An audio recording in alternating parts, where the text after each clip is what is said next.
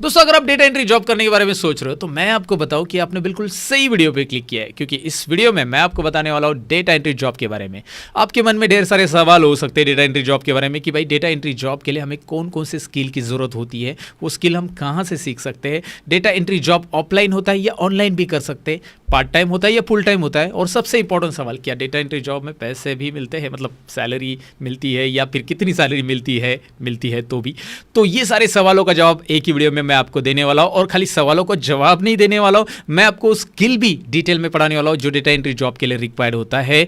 Basically data entry job के लिए अलग अलग सॉफ्टवेयर यूज होते हैं, जैसे कि माइक्रोसॉफ्ट एक्सेस है, गूगल शीट है, या फिर सबसे ज्यादा यूज होने वाला माइक्रोसॉफ्ट एक्सेल है। तो माइक्रोसॉफ्ट एक्सेल में डेटा एंट्री कैसे करते हैं, बिगिनर टू एडवांस, सारी चीजें मैं बताने वाला हूं, सारे टिप्स बताने वाला हूं कि आप फास्ट डेटा एंट्री कैसे कर सकते हैं। माइक्रोसॉफ्ट एक्सेल के अंदर डेटा एंट्री करते समय हमें किन किन बातों का ध्यान रखना है, ये सारी चीजें मैं एक साथ एक वीडियो में मैं आपके लिए लेके आऊं। तो अगर आप इंटरेस्टेड हो तो ये वीडियो को पूरा देखिए, अगर आप जानना चाहते हैं डेटा एंट्री के बारे में सब कुछ। तो मैं सतीश, लर्न मोर चैनल में आप सबका स्वागत करता हूं। सीधी बात, नो बकवास। ये वीडियो शुरू करते हैं खास।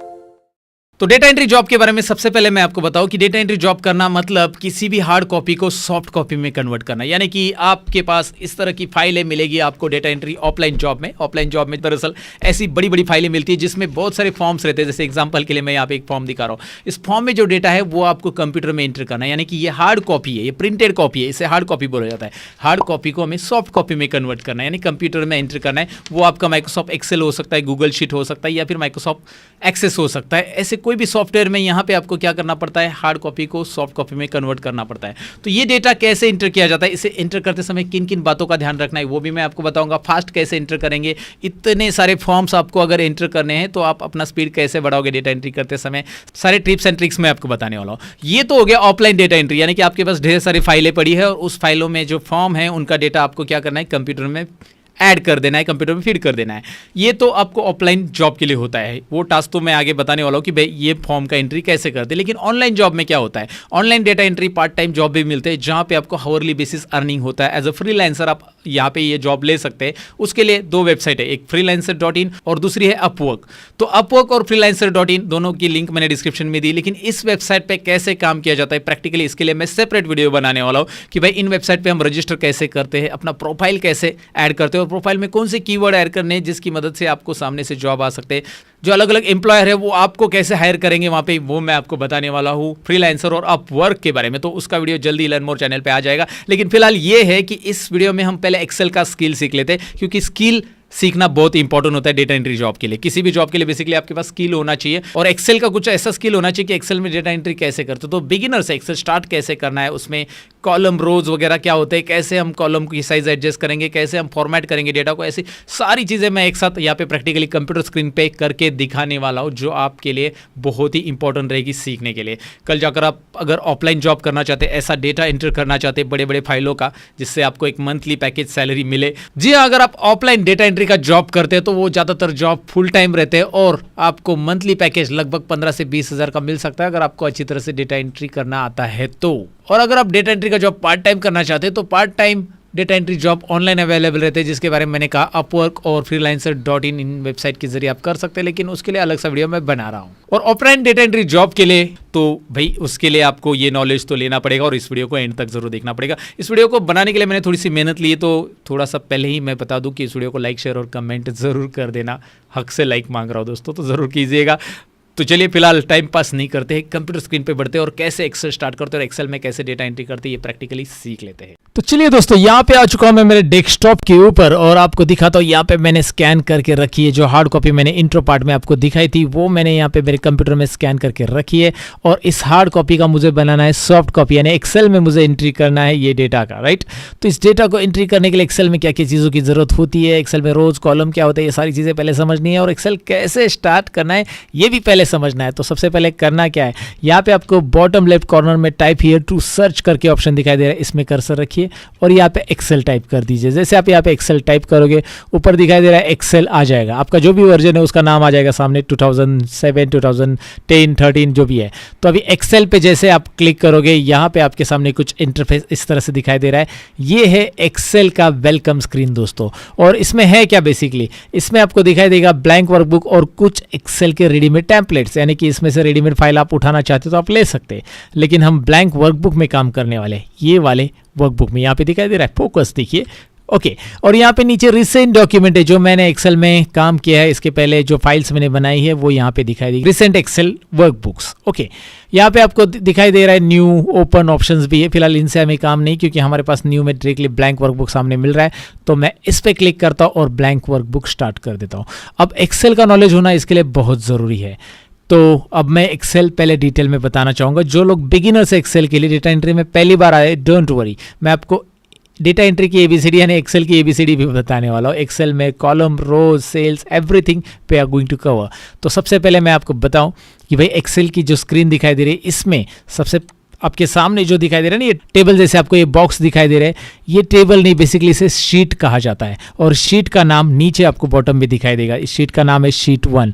और ऐसी एक्सेल में आप ढेर सारी शीट ले सकते हैं। यहाँ पे एक छोटा सा बटन दिया है प्लस, जिससे आप शीट ऐड करके और भी शीट आप ले सकते हैं। प्लस करेंगे तो यहाँ पे एक नई शीट ऐड होगी, देखिए शीट 2, शीट 3, शीट 4, ऐसी आप ढेर सारी शीट ऐड कर सकते हैं और हर एक शीट के अंदर बहुत सारा डेटा आप भर सकते हैं। तो पहले शीट में मैंने कर्सर रख दिया और आपको पहली शीट में ये जो रोज दिख रहे हैं, रोज कौन से होते हैं, देखिए हॉरिजॉन्टल लाइन जो है ना, इसमें इसे रोज कहा जाता है। याद रखिए, हॉरिजॉन्टल लाइन होती है यानी आड़ी लाइन जो होती है उन्हें रोज कहा जाता है। 1 2 3 4 नाम के यहाँ पे जो दिखाई दे रहे हैं वो रोज है, और एबीसीडी नाम के जो दिखाई दे रहे हैं वो कॉलम है। मैं आपको फोकस करके भी दिखाता हूँ, एबीसीडी।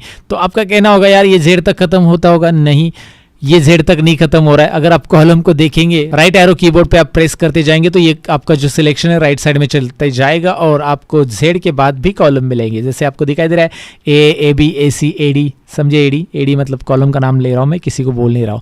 ओके, वैसे ही आपको बहुत सारे ए जेड तक कॉलम मिलेंगे और फिर से बी ए से स्टार्ट होगा, फिर बी बी भी मिलेगी आपको, आपके पास नहीं है तो ओके, मैं मजाक कर रहा हूं, और बी डी भी है, जलाओ भाई। तो यहाँ पे बहुत सारी चीज़ें हैं। तो आप यहाँ पे दिखाई दे रहा है बहुत सारे कॉलम मिलते हैं, लेकिन कितने कॉलम होंगे, तो इसलिए आपको कंट्रोल और राइट एरो प्रेस करना है पूरे कॉलम को देखने के लिए। लास्ट कॉलम कौन सा है, कंट्रोल और राइट एरो। टोटल कॉलम है XFD, मतलब लास्ट कॉलम XFD, और टोटल कॉलम 16,384 है। देखिए इसका थोड़ा सा बेसिक ज्ञान आपको रखना जरूरी है कि आप कितने कॉलम ले सकते हैं एक्सेल में, एक शीट में 16,384 कॉलम ले सकते हैं। दोस्तों इतने कॉलम का तो हमारा डेटा होता भी नहीं है, और इतने कॉलम ऐड भी नहीं करने। इतने कॉलम दिए गए हैं, लेकिन बेसिकली इतने कॉलम ऐड करोगे तो एक्सेल थोड़ा स्लो चलता है, फॉर्मूला अगर डालेंगे तो। बता देता हूँ उसकी रियलिटी। ओके, फिलहाल तो 16,384 कॉलम है। Control left arrow button press करो, कंट्रोल बटन दबा के रखो, लेफ्ट एरो दबाओ, कंट्रोल बटन दबा के रखो, राइट एरो राइट साइड में, control button left arrow left side में। अब आपके मन में ये सवाल भी रहेगा, तो इतने सारे कॉलम है 16,384, तो रोज भी ज्यादा रहेंगे, तो आप नीचे स्क्रॉल करते जाओगे स्क्रॉल बार से, या फिर कीबोर्ड से डाउन एरो प्रेस करते जाओगे तो नीचे आपको रोज बढ़ते हुए दिखाई दे रहे हैं, 40, 50, 60, 70, 80, 90, 100, लेकिन आगे बढ़ते ही जा रहे हैं, राइट। तो ये कितने होंगे मैं डायरेक्टली दिखा देता हूँ। कंट्रोल डाउन एरो प्रेस करूंगा तो 10,48,576 पर हम रुक गए हैं, राइट। हम कहाँ पे रुके, 10,48,576 रोज रहते हैं। इंटरव्यू में पूछा गया भाई डेटा एंट्री करना है तो एक्सेल में कितने रोज होते बताओ, तो आप बता दो ना भाई, 10,48,576, 10,48,576।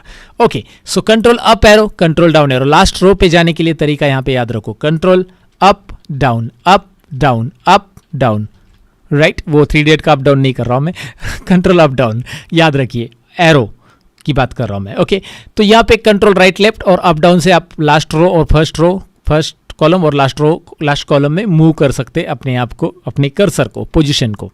ओके, तो ये आपको दिखाई दे रहा है कि भाई कॉलम्स कितने होते हैं, रोज कितने होते हैं, लेकिन ये जो बॉक्स बन रहा है ना, इसको भी कुछ कहा जाता है एक्सेल में। जी हाँ, हर एक चीज को नाम दिया गया है एक्सेल में, इसको बोला जाता है सेल।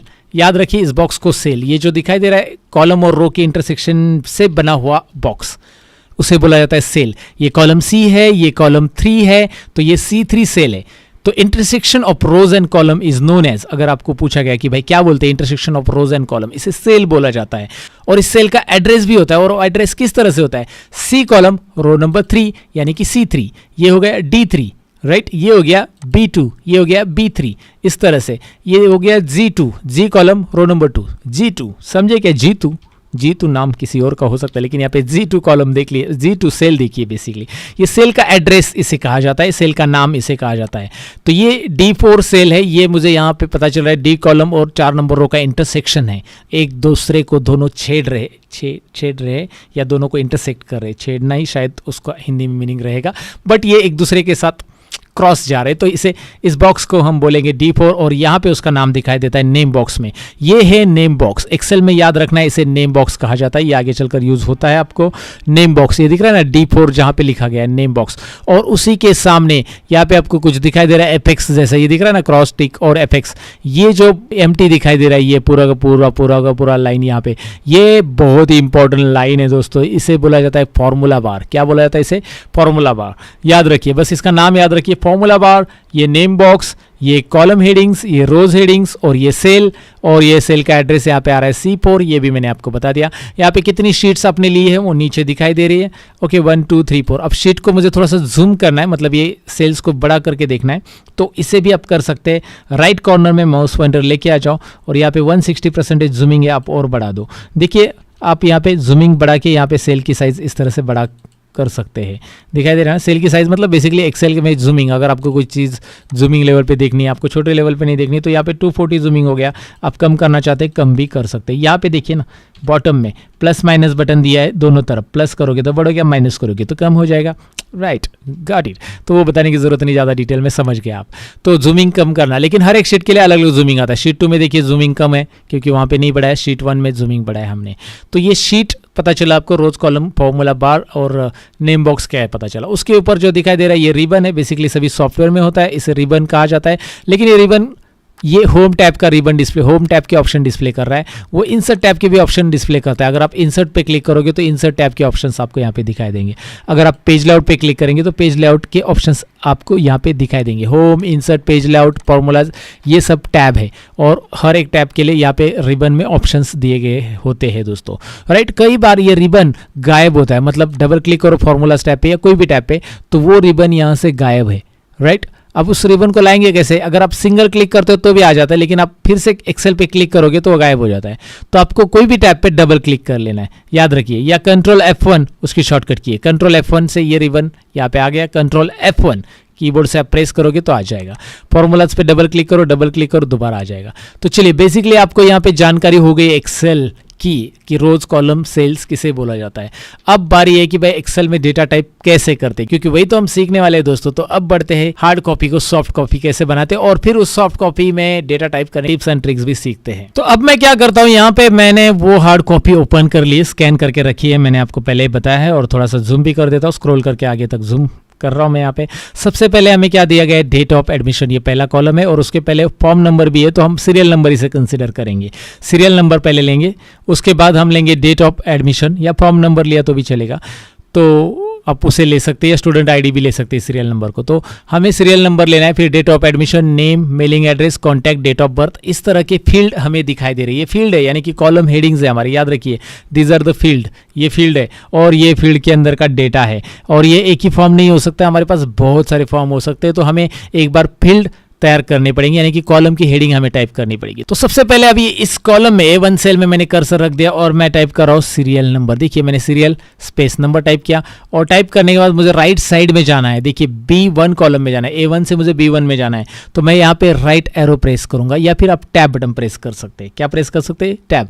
राइट एरो की या टैब बटन, दोनों में से एक आप प्रेस करके यहाँ पे राइट में आ सकते हैं, क्योंकि आपके राइट के कॉलम में आपको दूसरा फील्ड नेम टाइप करना है, जो कि है नेम।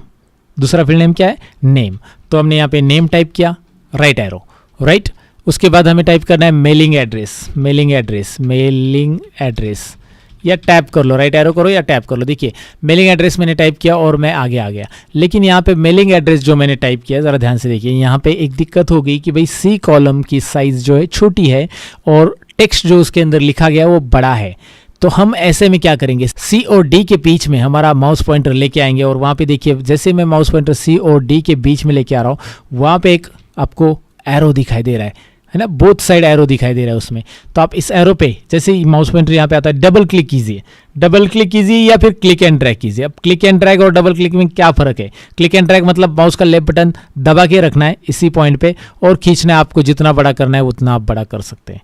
लेकिन यहाँ पे क्या हो रहा है, एक्स्ट्रा स्पेस भी आने के चांसेस है। तो मैं अगर डबल क्लिक करता हूँ तो फिर यहाँ पे देखिए क्या हो रहा है, डबल क्लिक करूंगा तो जितना टेक्स्ट है उतनी साइज लेगा। आप छोटा रहेगा तो भी आप डबल क्लिक करोगे, यहाँ पे देखिए छोटा कर दिया, डबल क्लिक उतना ही साइज ले रहा है, तो डबल क्लिक ठीक रहेगा, राइट। हर एक कॉलम के लिए ऐसा करना पड़ेगा, लेकिन एक साथ हम करेंगे लास्ट में सभी कॉलम के लिए, अगर आप चाहते हो तो मैं आपको दिखाऊंगा, डोंट वरी।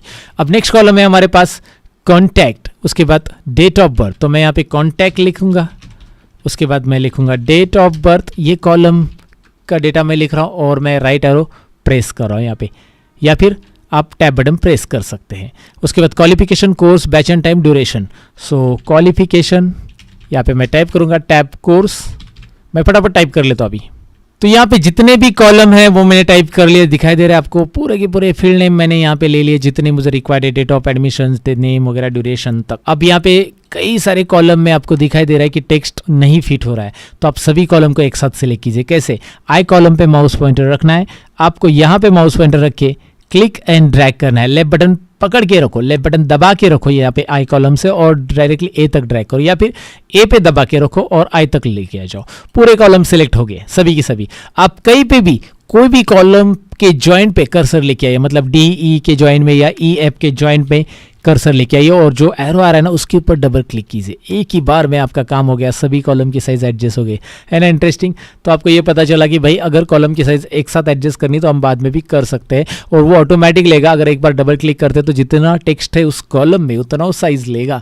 एक्सेल में ये छोटी छोटी टिप्स आपको पता होनी चाहिए डेटा एंट्री के लिए, क्योंकि ये बिगिनर्स के लिए specially data entry course design कर रहा हूँ मैं आपके लिए दोस्तों।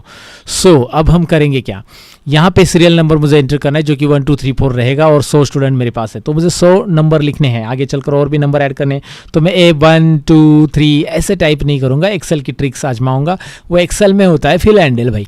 तो एक्सेल में फिल हैंडल क्या होता है कि आप 1 और 2 टाइप करो, दोनों को सिलेक्ट करो और यहाँ पे कॉर्नर पे माउस पॉइंटर लेके आओ। अगेन प्रॉपर माउस पॉइंटर इस पॉइंट पे आना चाहिए, देखिए कॉर्नर पे लेके आना चाहिए। वहाँ पे एक छोटा सा प्लस आता है, छोटा सा प्लस दिख रहा है ना यहाँ पे। देखिए एक्सेल में पहला जो प्लस होता है ना बड़ा, ये सिलेक्शन प्लस होता है, ये सिलेक्ट कर रहा है अलग अलग सेल्स को, ये जो प्लस दिखाई दे रहा है। यहाँ पे एक्सेल ऊपर लेके आते हो तो ये माउस पॉइंटर आता है, यहाँ पे लेके आते हो तो ये प्लस आता है, यानी ये सिलेक्शन प्लस है, सिलेक्शन पॉइंटर हम बोल सकते हैं इसे। और यहाँ पे माउस पॉइंटर इसके बॉर्डर पे लाते हो सेल के, तो ये मूविंग एरो दिखाई दे रहा है, मूविंग 4 हेडेड एरो, ये मूविंग है, मतलब कोई भी कंटेंट, यहाँ पे आपने कोई कंटेंट टाइप कर लिया है, इस कंटेंट को इस सेल में से, ये देखिए मूविंग एरो से मैं इसे यहाँ पे मूव कर रहा हूँ, मूविंग एरो से क्लिक करके रख रहा हूँ माउस का लेफ्ट बटन और यहाँ से यहाँ तक ड्रैग एंड ड्रॉप। ये आगे देखते हैं।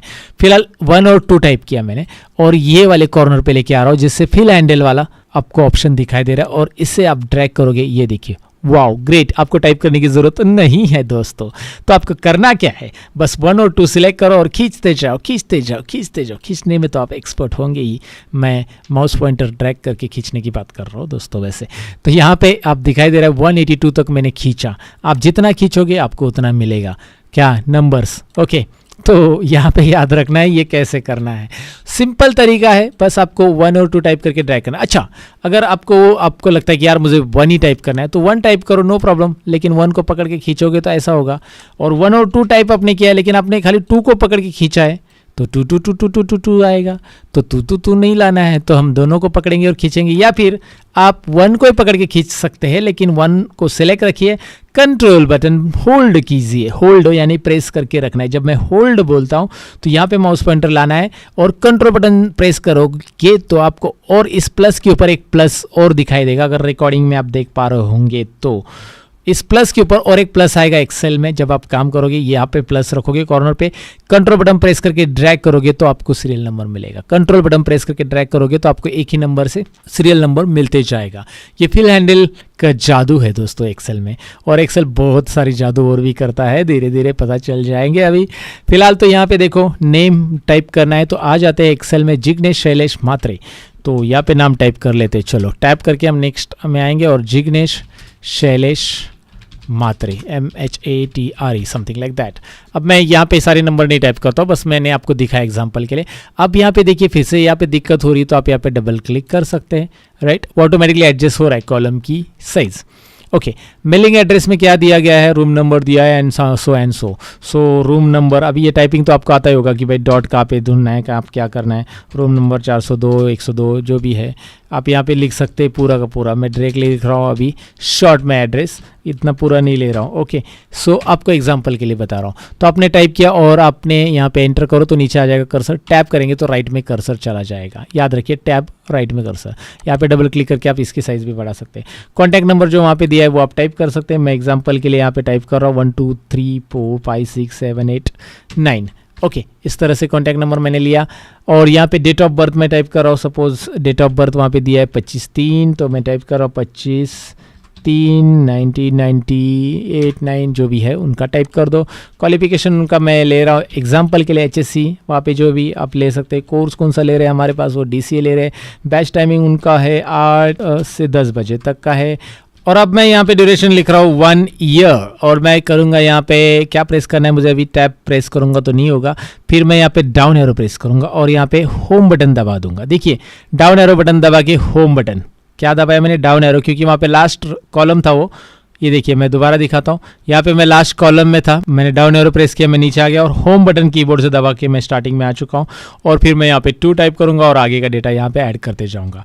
अब डेटा कैसे ऐड करना है आपको पता चला। आप राइट में जाने के लिए टैब बटन प्रेस कर सकते हैं या फिर राइट एरो, नीचे आने के लिए डाउन एरो, लेफ्ट राइट इस तरह से एरो से आ सकते हैं। या फिर कोई कंटेंट आपने इसमें टाइप किया, जब भी आप सेल में कोई कंटेंट टाइप करते हो, जैसे मुंबई टाइप किया आपने, तो आपको एंटर करना है इस सेल से बाहर आने के लिए, क्योंकि अभी कंटेंट एडिट हो रहा है, ये दिखाई दे रहा है कंटेंट एडिट हो रहा है। जब तक आप एंटर नहीं प्रेस करोगे इस सेल से आप बाहर नहीं हो। एंटर आप बटन प्रेस करोगे इस सेल से बाहर आ गए। और दोबारा अगर मुंबई के आगे मुझे यहाँ पे पिन कोड ऐड करना है और मैं लिखने जाऊंगा पिन कोड, तो मुंबई हट जाएगा।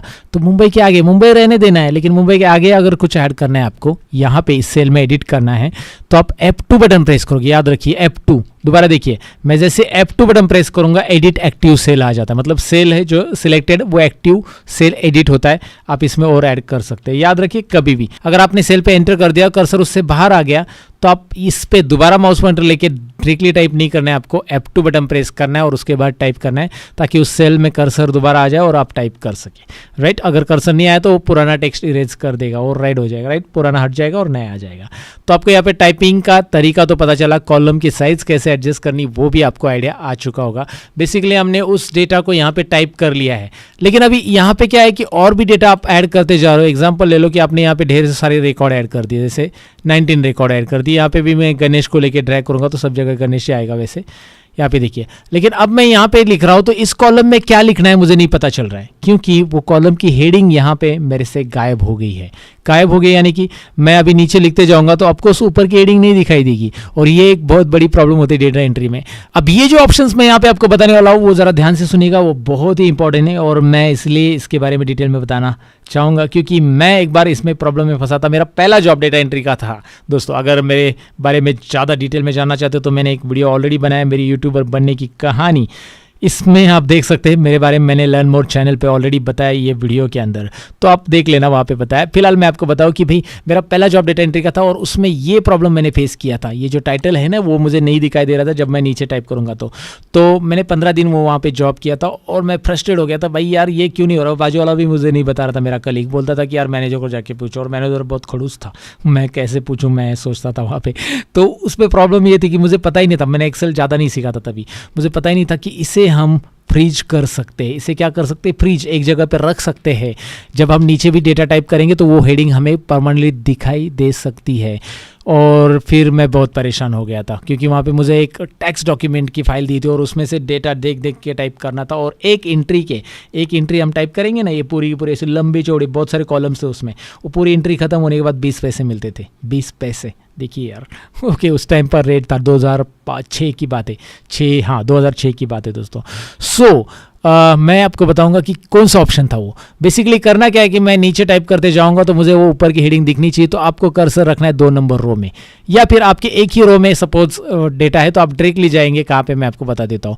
व्यू में जाना है, व्यू में जाकर आपको क्या करना है, व्यू में फोकस करना है, फोकस टॉर्च लेके आ जाओ भाई, टॉर्च लेके आ जाओ और दिखाओ। फ्रीज पेन्स में जाना है और फ्रीज टॉप रो, एक ही रो है तो फ्रीज टॉप रो यहाँ पे याद रखना है, फ्रीज टॉप रो ऑप्शन। लेकिन आपको 2-3 रोज फ्रीज करने हैं तो फ्रीज पेन्स का इस्तेमाल करेंगे, लेकिन आप कर्सर रखेंगे नीचे। सपोज आपको ऊपर के 3 रोज फ्रीज करने हैं तो फ्रीज पेन्स में जाकर फ्रीज पेन्स यूज़ कीजिए। लेकिन फिलहाल मैं फ्रीज टॉप रो कर रहा हूँ क्योंकि मुझे एक ही रो करना है। जैसे मैं फ्रीज टॉप रो करता हूँ, ध्यान से देखिए, आप ज़रा नोटिस कीजिए, यहाँ पे अगर ध्यान से देखेंगे तो आपको एक लाइन थोड़ी सी अलग कलर से कंटिन्यू लाइन दिखाई दे रही है। यहाँ पे कंटिन्यू थोड़ी सी डार्क दिख रही है, थोड़ी सी डार्क लाइटली इन लाइन से, जो नीचे की ग्रिड लाइन से उनसे ऊपर की लाइन थोड़ी सी डार्क दिख रही है। और अगर मैं यहाँ पे स्क्रॉल करूंगा तो आपको चमत्कार भी दिख रहा है, मतलब थोड़ा सा ही चमत्कार है, लेकिन आपको दिखाई दे रहा है कि भाई हेडिंग वहाँ पे फिक्स हो चुकी है, स्टिक कर दिया हमने, उसे लगा दिया है फेविकॉल। अब हम कर सकते हैं नीचे काम, जो भी यहाँ पे कॉलम है उसका हेडिंग मुझे दिखाई दे रहा है। मैं चाहिए 1000 रुपये काम करूँ, 2000 रुपये काम करूँ, मैं किधर भी काम करूँ, नो प्रॉब्लम।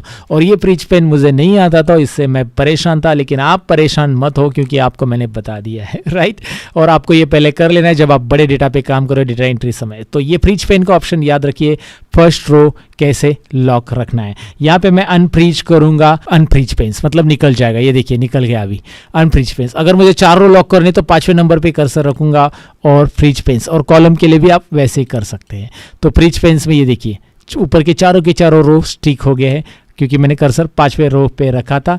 और वहां पे दोबारा जाके व्यू में अनफ्रीज कीजिए। तो अनफ्रीज कैसे करना आपको डेफिनेटली समझा होगा। तो अब अपने डेटा टाइप करना सीख लिया, अपने फ्रीज अनफ्रीज भी देख लिया। अब हमें देखना है आगे का ऑप्शन। अब डेटा एंट्री करते समय ऊपर का डेटा नीचे आता है, मतलब ऊपर का जो यहाँ पे दिखाई दे रहा है एड्रेस वही नीचे आ रहा है। तो आपको ऊपर का ये एड्रेस नीचे लेना है, या कोर्स सेम है उनका, ऊपर का ही कोर्स नीचे लेना है। तो आप नीचे वाले में कर्सर रखोगे और कंट्रोल डी बटन प्रेस करोगे, है ना इंटरेस्टिंग। आप कंट्रोल इन्वर्टेड कोमा भी कर सकते हैं, इस तरह से आता है। कंट्रोल डी और कंट्रोल इन्वर्टेड में क्या फर्क है मैं आपको बताता हूं।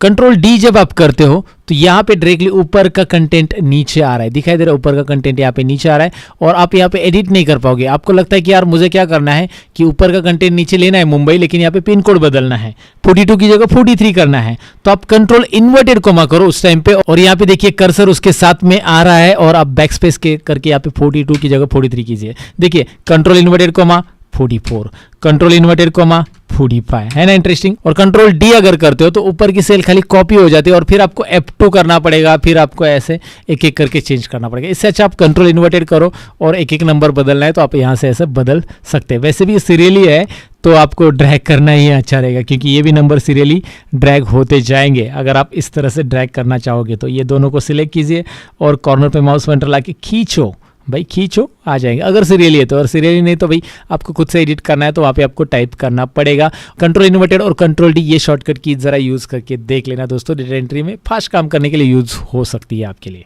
आगे डेटा एंट्री के टिप्स में मैं बताना चाहूंगा कि भाई कॉन्टैक्ट नंबर में मैं 10 नंबर से ज्यादा एंटर नहीं करना चाहता हूँ, लेकिन अगर मेरे से 11 नंबर एंटर हो गया तो भाई ये तो रॉन्ग है ना, या फिर मैंने 9 नंबर एंटर कर दिए तो भी रॉन्ग है, राइट। तो मेरे सीनियर बोलेंगे यार तुमने तो 9 नंबर एंटर किया, 10 नंबर का मोबाइल नंबर रहता है, 8 नंबर एंटर किए और मैंने जल्दबाजी में कर दिया ऐसे। तो मेरे से ये गलती ना हो, इसलिए मैं क्या करूंगा, इस कॉन्टैक्ट नंबर को 10 डिजिट के कम या 10 डिजिट से ज़्यादा एंटर ना हो, इसलिए मैं रेस्ट्रिक्शन लगाऊंगा। और उसके लिए क्या ऑप्शन है मैं आपको बताता हूँ।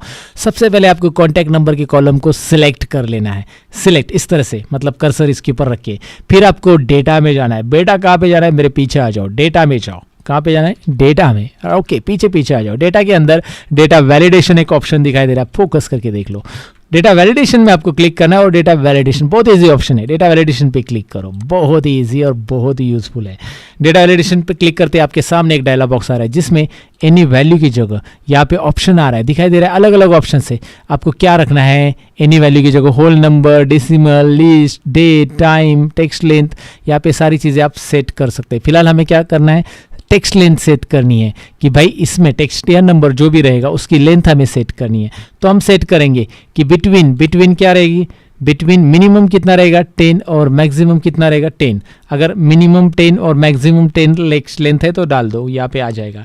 या फिर आप इक्वल टू भी कर सकते हैं, इक्वल टू 10 होना चाहिए, यहाँ पे दिखाई दे रहा ऑप्शन भी है। मतलब आपको ये दो लिखने से अच्छा आप लिखोगे इक्वल टू 10 टेक्स्ट लेंथ होना चाहिए, उससे कम या ज़्यादा नहीं होनी चाहिए। तो इक्वल टू ले लो, आप ये वाला साइन लोगे, यहाँ पे इक्वल टू 10 लिया मैंने, और यहाँ पे करो ओके। क्या करना है यहाँ पे, ओके इक्वल टू 10। देखिए क्या क्या किया मैंने, बताया मैंने आपको। अब मैं यहाँ पे टाइप करूंगा 2-4 नंबर और एंटर करूंगा this value doesn't match the data validation restriction defined for this cell. लेकिन ये अंग्रेजी समाचार अगर आपको नहीं समझ में आ रहे तो डोंट वरी, ये अंग्रेजी समाचार में बताया गया है कि भाई इस सेल में जो आपने डेटा टाइप किया है वो जो वैल्यू है वो डेटा वैलिडेशन रेस्ट्रिक्शन को फॉलो नहीं करती है, मतलब रेस्ट्रिक्ट किया गया है इस वैल्यू को, ये अलाउ नहीं है। तो आप क्या करो, डी कॉलम को दोबारा सिलेक्ट करो, डेटा वैलिडेशन में जाओ, डेटा वैलिडेशन में जाओ। ये करना क्या है कि वो मैसेज हमें नहीं समझ में आ रहा है तो हम अपना कस्टमाइज मैसेज लिखना चाहते हैं, भाई मैं कस्टमाइज लिखना चाहता हूँ मैसेज। तो यहाँ पे आपको ये सब रहने देना है as it is, allow text length equal to 10, ये ऐसे रहने देना है। आपको जाना है एरर अलर्ट में, जो एरर अलर्ट है वो हमें चाहिए कस्टमाइज। तो हम यहाँ पे लिखेंगे भाई क्या चाहिए, भाई हमें चाहिए भाई रुको, भाई रुको, हम कुछ भी डाल सकते हैं यहाँ पे हिंदी में वगैरह, भाई रुको रुको, डेटा एंट्री में सॉरी मोबाइल नंबर 10 डिजिट का डालो, 10 डिजिट का डालो। आप अपना कस्टमाइज मैसेज लिखो, क्या कर रहे हो, डेटा एंट्री रॉन्ग कर रहे हो, ऐसा कुछ भी लिख सकते हैं आप, it's up to you. And okay करके देखो, यहाँ पे आप 11 नंबर भी लिखोगे 10 से ज़्यादा तो भी आ रहा है, मोबाइल नंबर 10 डिजिट का डालो डालो डालो डालो, क्या बात है, इको साउंड क्रिएट हो। रीट्राई करो और दोबारा मोबाइल नंबर को चेंज करो, 1 2 3 4 5 6 7 8 9 और 1। ये देखिए 10 डिजिट का एक्सेप्ट है, 10 से ज़्यादा और 10 से कम एक्सेप्ट नहीं, क्योंकि इक्वल टू 10 टेक्स्ट लेंथ हमने रखा है और ये हमारी काम की चीज़ हो गई है। ये वीडियो तो आगे चलते रहेगा दोस्तों, लेकिन अब तक का वीडियो पसंद आया तो लाइक शेयर और कमेंट जरूर कीजिएगा। और साथ ही में मेरे चैनल पे नए मेहमान हो तो चाय पी के जाइएगा, नहीं मजाक कर रहा हूँ, चाय नहीं पीना है। नीचे सब्सक्राइब का बटन दिया है, उसे क्लिक कीजिए, बेल आइकॉन पे क्लिक कीजिए ताकि मेरे वीडियो की नोटिफिकेशन आपको टाइम पे मिले और आप कंप्यूटर में स्मार्ट बने। और अगर आपको मेरा टीचिंग स्टाइल पसंद है, मैं जो भी पढ़ा रहा हूँ आपको पसंद आ रहा है, तो आपको एक बार मेरे प्रीमियम कोर्सेज जरूर चेक करने चाहिए जो कि लर्न मोर ऐप के ऊपर अवेलेबल है। लर्न मोर ऐप के ऊपर आपको माइक्रोसॉफ्ट एक्सेल का पूरा पैकेज मिलेगा, VBA का कोर्स मिलेगा और ढेर सारे अलग अलग कोर्सेज मिलेंगे जो कि आपको कंप्यूटर में डेफिनेटली स्मार्ट बनेंगे। ISO सर्टिफिकेट के साथ ये कोर्सेज वहाँ पे अवेलेबल है। डिस्क्रिप्शन में मैंने लर्न मोर ऐप और learnmorepro.com वेबसाइट की लिंक दी, दोनों एक दूसरे के साथ इंटरलिंक है। आप डेस्कटॉप पे देखना चाहते हो तो वेबसाइट पे देख सकते हैं, आप मोबाइल पे देखना चाहते हो तो ऐप पे देख सकते हो। तो दोनों वेबसाइट और ऐप एक दूसरे के साथ लिंक है with certification and all lifetime access के साथ कोर्सेज है।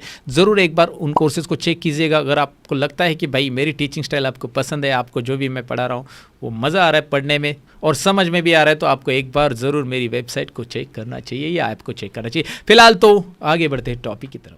अब आगे कि यहाँ पे एक कॉलम और ऐड करने के लिए बोला गया, आपके सीनियर ने बोला कि यार भाई यहाँ पे एक सिटी ऐड करो, क्या करो, सिटी एक कॉलम ऐड करो या स्टेट ऐड करो। तो यहाँ पे आपको एक कॉलम और इंसर्ट करना है, C और D के बीच में स्टेट ऐड करना है। तो D के ऊपर राइट क्लिक करो और यहाँ पे इंसर्ट क्या ऑप्शन दिया है, राइट क्लिक और इंसर्ट। डी के ऊपर राइट क्लिक करके इंसर्ट जब करोगे तो डी और सी के बीच में कॉलम इंसर्ट होगा। जब कभी भी आपको सी के बाद कॉलम चाहिए तो आपको हमेशा नेक्स्ट कॉलम सिलेक्ट करना है, मतलब डी को सिलेक्ट करके राइट क्लिक इंसर्ट, तो वो सी और डी के बीच में आ जाएगा। ये कॉलम आगे शिफ्ट हो जाएगा, ये कॉलम अपनी जगह पे रहेगा और बीच में आएगा सिटी या स्टेट, जो भी आपको ऐड करना है।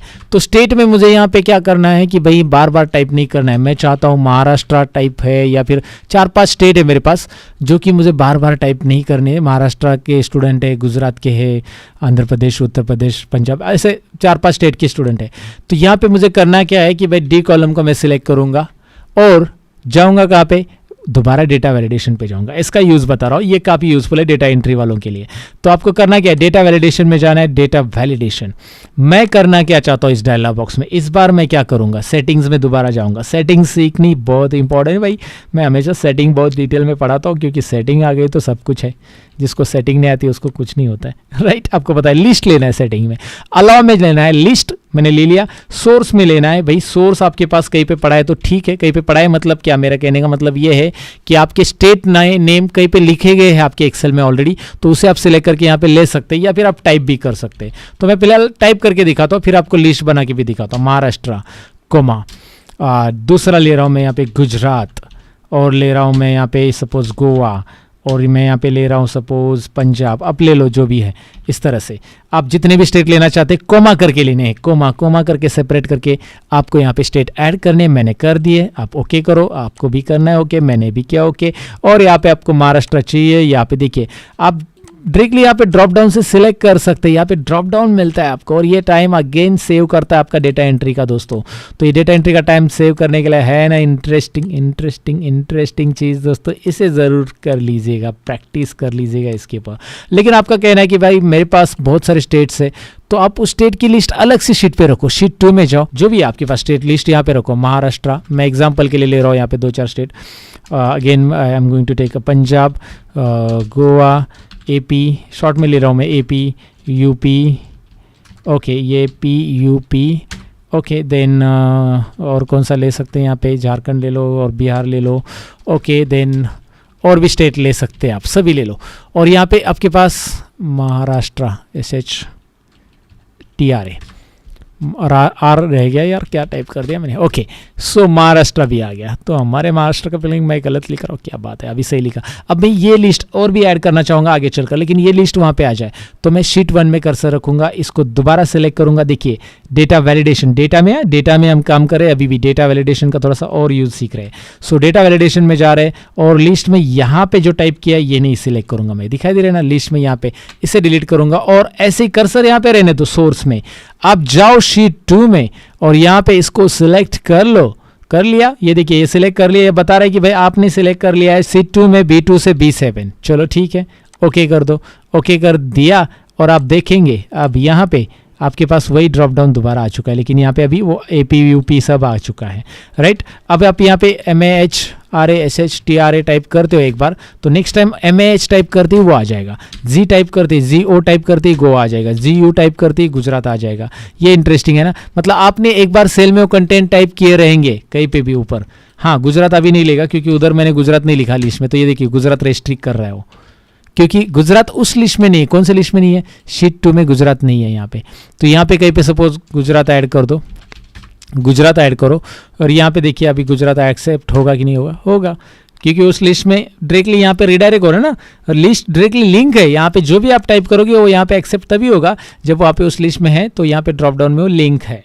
और यहाँ पे ऊपर एक बार नाम लिखने के बाद आप डेटा एंट्री करते समय बस यू टाइप करोगे तो यूपी दोबारा आ जाएगा। यहाँ पे डायरेक्टली ऊपर टाइप किया है ना तो नीचे ऑटोमेटिकली वो दिखाई देगा, बार बार पूरा लिखने की जरूरत नहीं है। सो बहुत सारी चीज़ें यहाँ पे हमने डेटा एंट्री में अभी देख ली और एडवांस जा रहे डेटा एंट्री के अंदर धीरे धीरे दोस्तों। लेकिन आगे बढ़ने से पहले मैं आपको बताऊँ कि एक्सेल में स्मार्ट बना, ये तो एक्सेल की एक झांकी है, लेकिन पिक्चर अभी बाकी है, और पिक्चर बाकी है हमारे learnmopro.com के ऊपर। पूरा का पूरा पिक्चर पड़ा एक्सेल का 30 घंटे का कोर्स है, एक्सेल VBA का मास्टरी कोर्स का भी 30 घंटे का कोर्स है, और Excel MIS, Excel Power Query, ऐसे ढेर सारे कोर्सेस यहाँ पे आपको सीखने मिलेंगे जो कि काफ़ी एडवांस लेवल पे प्रीमियम कोर्सेस है। और गारंटेड मैं कहता हूँ कि इससे आप एक्सपर्ट बनोगे और आपको एक अच्छी सैलरी वाला जॉब मिलेगा दोस्तों। मैं यहाँ पे गला फाड़ के इसलिए बोल रहा हूँ क्योंकि मैंने इसमें ये जो कोर्स बनाने में मैंने बहुत मेहनत ली है। आप यहाँ पे जाकर इन कोर्सेज को इनरोल करने वाले स्टूडेंट के रिव्यू भी पढ़ सकते हैं। 60 लोगों ने रिव्यू दिए हैं, ऐसा नहीं कि मैंने खुद ये रिव्यू लिख दिए। बहुत सारे लोगों का मेंटेलिटी सोचता है कि भाई हाँ सर की वेबसाइट है तो उन्होंने खुद लिखा होगा। नहीं, जिन्होंने इनरोल किए 2000 से ज़्यादा लोगों ने इस एक्सेल कोर्स को इनरोल किया है। 30 घंटे से ज़्यादा एक कोर्स है, इसमें क्या क्या सीखने वाले हैं। 150 से ज़्यादा वीडियो ट्यूटोरियल्स है और प्रैक्टिकल वीडियो ट्यूटोरियल्स है ये टोटली, और प्रैक्टिस शीट के साथ अवेलेबल है with ISO certificate. Course completion का ISO सर्टिफिकेट आपको एक्सेल कोर्स का मिलने वाला है दोस्तों। साथ ही में आपको एक्सेल VBA मास्टरी कोर्स भी सीखने मिलेगा जो कि मैक्रो प्रोग्रामिंग का कोर्स है, और एक्सेल मास्टरी कोर्स में आपको MS और पावर क्वेरी भी सीखने मिलेगा, और ढेर सारे और भी कोर्सेस है, बस चेक कर लेना। ये मैं आपको बताना चाहता हूँ कि भाई आपसे ये अपॉर्चुनिटी चली ना जाए, क्योंकि मार्केट में ढेर सारे और भी कोर्सेज बेचने वाले हैं, लेकिन वो लोग बेचने वाले हैं। मैं कोर्सेज मैं आपको ट्रेन करने वाला हूँ, मैं बेचने वाला नहीं हूँ। अगर मुझे बेचना ही है तो मैं कुछ भी करता इन कोर्सेज के लिए, लेकिन ये कोर्सेज मैंने डिज़ाइन किया आपके लिए स्पेशली दोस्तों। तो आप इनको इनरोल कर लो, आपको कंप्लेंट नहीं आएगी, मैं इतना कहता हूँ। आपका मनी वसूल हो जाएगा। आपको ये फील होगा कि भाई अगर आपने सीख लिया ना, सर ने बहुत एडवांस लेवल पे इतने कम फीस में हमारा नॉलेज बढ़ा दिया। आप अपने आप में ऐसा बोलते रहोगे और आप कमेंट यहाँ पे आकर रिव्यू देने के लिए मजबूर हो जाओगे, जैसे लोगों ने रिव्यू दिया है। आप ज़रूर रिव्यू दोगे कि भाई sir thank you very much for creating such amazing course. आप यहाँ पे आकर देख लो ना इस कोर्स को भी, इसमें भी 120 से ज़्यादा वीडियोज़ अभी हो गए। बड़े बड़े प्रोजेक्ट, आधा आधा एक घंटे का वीडियो मैंने बनाया है। ऐसा नहीं कि मैं YouTube पे ही वीडियो डालता हूँ बड़े बड़े। यहाँ पे भी प्रोजेक्ट में देखिए 45 मिनट, 38 मिनट, 31 मिनट के ऐसे बड़े बड़े प्रोजेक्ट यहाँ पे क्रिएट किए मैंने, और ये देखिए इसमें भी रिव्यू है बहुत सारे लोगों के। ओके, तो आप बस मैं यही बताना चाहूँगा कि अगर सीखना है तो आ जाओ भाई, टूट पड़ो। फिलहाल तो यहाँ पे एक्सेल में डेटा एंट्री फास्ट करने के लिए मैं आगे की टिप्स बताने वाला हूँ, जो कि मैं बताने वाला हूँ भाई डेटा एंट्री फास्ट करने के लिए हम एक्सेल में फॉर्म क्रिएट कर सकते हैं। ये जो हेडिंग्स है ना, मैं इसे कॉपी कर रहा हूँ इस हेडिंग को और शीट 2 में लेके आ रहा हूँ। वहाँ का डेटा वैसे रहने देता हूँ, शीट 3 में लेके आता हूँ क्योंकि शीट 2 में हमने ऑलरेडी एक लिस्ट तैयार की है ड्रॉप डाउन। शीट 3 में यहाँ पे मैंने इस हेडिंग को लाया है, लेकिन ये हेडिंग में भी वही प्रॉब्लम आ रहा है कि कॉलम की साइज एडजस्ट नहीं हो रही है। तो उसके लिए आपको करना क्या है, सभी कॉलम्स को ऐसा सिलेक्ट करना है ए टू सी और कोई भी एक कॉलम पे आपको डबल क्लिक करना है, सभी कॉलम एडजस्ट हो गए। अब मैं क्या करूंगा, ध्यान से सुनिएगा। मैं यहाँ पे फॉर्म क्रिएट करना चाहता हूँ, तो सबसे पहले मैं जा रहा हूँ फाइल के अंदर, ये हाईलाइट करके मैं बता रहा हूँ। फाइल में जाना है आपको, ऑप्शंस के अंदर। फाइल के अंदर हर एक वर्जन में आपको फाइल मेनू मिलता ही है, ऑप्शंस, ये वाला जो नीचे ऑप्शंस दिखाई दे रहा है वो भी आपको मिलेगा ही मिलेगा। उस पर आपको क्लिक करना है। जैसे आप इस पर क्लिक करोगे आपके सामने एक डायलॉग बॉक्स आता है। इस डायलॉग बॉक्स में आपको फॉर्म्स लाने के लिए क्विक एक्सेस टूलबार को सिलेक्ट करना है, क्योंकि हम फॉर्म्स को क्विक एक्सेस टूलबार में ऐड करना चाहते हैं। हम फॉर्म्स को वैसे टैब में भी ऐड कर सकते हैं, लेकिन क्विक एक्सेस टूलबार में फिलहाल इस डायलॉग बॉक्स में हम ऐड करने वाले। क्विक एक्सेस टूलबार में यहाँ पे कुछ आपको ऑलरेडी मेनूज दिख रहे हैं, इसमें मैं फॉर्म ऐड करना चाहता हूँ। तो मैं यहाँ पे ऊपर पॉपुलर कमांड्स की जगह ऑल कमांड्स लेने वाला हूँ, जो कि मैंने यहाँ पे सिलेक्ट कर लिया है। आपको फोकस करके दिखा रहा हूँ ताकि आपका ध्यान एक जगह पे रहे। All commands, right. All commands लेते ही आपको नीचे ऑल कमांड्स मिलेंगे, जिसमें आपको एफ टाइप करना होगा। आप FO टाइप करोगे तो डायरेक्टली आप FO वाले सभी के सभी ऑप्शन में आ जाओगे और यहाँ पे आपको मिलेगा फॉर्म। वाह, मिल गया, राइट। अभी आपने देख लिया तो इसे आपको ऐड कर देना है। ये यहाँ पे ऐड हो चुका है, ओके कर दो। अब आपको करना क्या है, सीरियल नंबर से लेकर ये ड्यूरेशन, जो जितना भी कॉलम की हेडिंग आपने लिखी है उन सभी को सिलेक्ट करना है। कॉलम हेडिंग आपको पहले से एक्सेल में डालनी होगी। इन सभी को आपको सिलेक्ट करना है और जाना कहाँ पे, जाना यहाँ पे है क्विक एक्सेस टूलबार में, जहाँ पे हमने फॉर्म ऐड किया है। ये देखिए क्विक एक्सेस टूलबार यहाँ पे ऊपर रहता है, क्विक एक्सेस टूलबार इसे कहते हैं, जो कि हमने फाइल ऑप्शंस में जाकर उसमें थोड़ा सा चेंजेस किया है। जैसे कि उसमें एक नया ऑप्शन ऐड कर दिया फॉर्म्स वाला, तो क्विक एक्सेस टूलबार में सिलेक्ट करके यहाँ पे फॉर्म आप देख पाएंगे और ओके करेंगे तो यहाँ पे वो दिखाई देता है, जो कि ऑलरेडी आपके सामने है। अब मैं जैसे ही इस ऑप्शन पे क्लिक करता हूँ, ये फॉर्म वाला ऑप्शन जो दिखाई दे रहा है, इस पे क्लिक करता हूँ, इसे सिलेक्ट करके करना है आपको, याद रखिए, और ओके बटन पे क्लिक करना है। और यहाँ पे आप देख सकते हैं कि भाई शीट 3 के लिए ये फॉर्म बन चुका है। शीट 3 ना हमारी, तो ये फॉर्म में आपको डेटा एंटर करना है और डेटा एंटर करते ही ये डेटा आपको कहाँ पे दिखाई देगा। अगर आप यहाँ पे न्यू रिकॉर्ड हिट करते तो रिकॉर्ड यहाँ पे दिखाई देगा। देखते चलिए ये रिकॉर्ड यहाँ पे आता है कि नहीं आता है। तो सबसे पहले मैं एंटर कर रहा हूँ सीरियल नंबर, उसके बाद स्टूडेंट का नाम एंटर करूंगा मैं। एग्जाम्पल के लिए मैं यहाँ पे लेता हूँ, चलिए वापस गणेश ही ले लेते हैं। यहाँ पे मेलिंग एड्रेस मैंने ले लिया और मैं सारा डेटा फटाफट भर देता हूँ। तो ये मैंने पूरा का पूरा डेटा यहाँ पे भर दिया और उसके बाद यहाँ पे आप देख सकते हैं ये फॉर्म में मैंने पूरा डेटा भर दिया है, आपको दिखाई दे रहा है। अब इसमें मैं न्यू रिकॉर्ड पे जैसे क्लिक करूंगा, ये वाला जो रिकॉर्ड था यहाँ पे भरा हुआ पूरा का पूरा रिकॉर्ड यहाँ पे ऐड हो चुका है। अब और भी नाम आपको ऐड करने हैं, तो ऐसे आप इस फॉर्म में ऐड करते जाओ। आप यहाँ से फाइंड भी कर सकते हैं, क्राइटेरिया भी सिलेक्ट कर सकते हैं कोई पर्टिकुलर। तो यहाँ पे ढेर सारी चीज़ें आपको फॉर्म में मिल रही है, लेकिन ये आया कहाँ से फॉर्म, ये आपको पता चला होगा। तो डेटा एंट्री फास्ट करना है आपको, फॉर्म में डेटा एंट्री करना है। तो बेसिकली बेनिफिट ये होता है कि फॉर्म में आप वर्टिकल डेटा यहाँ पे टाइप कर सकते हैं, राइट। यहाँ पे आपको वर्टिकल डेटा टाइप करना है, तो आप बस सीरियल नंबर टाइप करो, नाम टाइप करो, खटाखट खटाखट खटाखट खटाखट खटाखट खटाखट टाइप करते जाओ। मैं एग्जांपल के लिए टाइप कर रहा हूँ और जैसे ही आप न्यू रिकॉर्ड पे क्लिक करोगे और रिकॉर्ड यहाँ पे ऐड होते जाएगा, राइट। इस तरह से ये फॉर्म यहाँ पे एक्सेल में आपको मिल जाता है डेटा एंट्री फास्ट करने के लिए, इसे भी याद रखिएगा। अब यहाँ पे डेटा हमने फॉर्म के जरिए वर्टिकली इंटर किया, लेकिन कई बार आपके सीनियर ने बोला कि भाई वर्टिकल नहीं हॉरिजॉन्टल डेटा हमें चाहिए, ये आपने गलत इंटर किया। तो आप फिर से डिलीट करके एंटर नहीं करोगे हॉरिजॉन्टल डेटा, मतलब कैसे चाहिए उसे मैं आपको दिखा देता हूँ। मैं इसे कॉपी करूंगा और कॉपी करके एक मैं यहाँ पे नया शीट या कोई भी शीट में नया शीट इंसर्ट कर देता हूँ, जहाँ पे मैं इसे पेस्ट करूंगा। लेकिन पेस्ट करते समय देखिए मैंने क्या किया, यहाँ पे इसे सिलेक्ट किया है पूरे डेटा को। आपका डेटा सिलेक्ट कीजिए, Ctrl+C बटन दबाइए। यहाँ पे आपको कुछ नाचने वाली चींटियाँ दिखाई देगी, ये दिखाई दे रहा है नाचने वाली चींटियाँ, डांसिंग एंड्स या घूमने वाली चींटियां।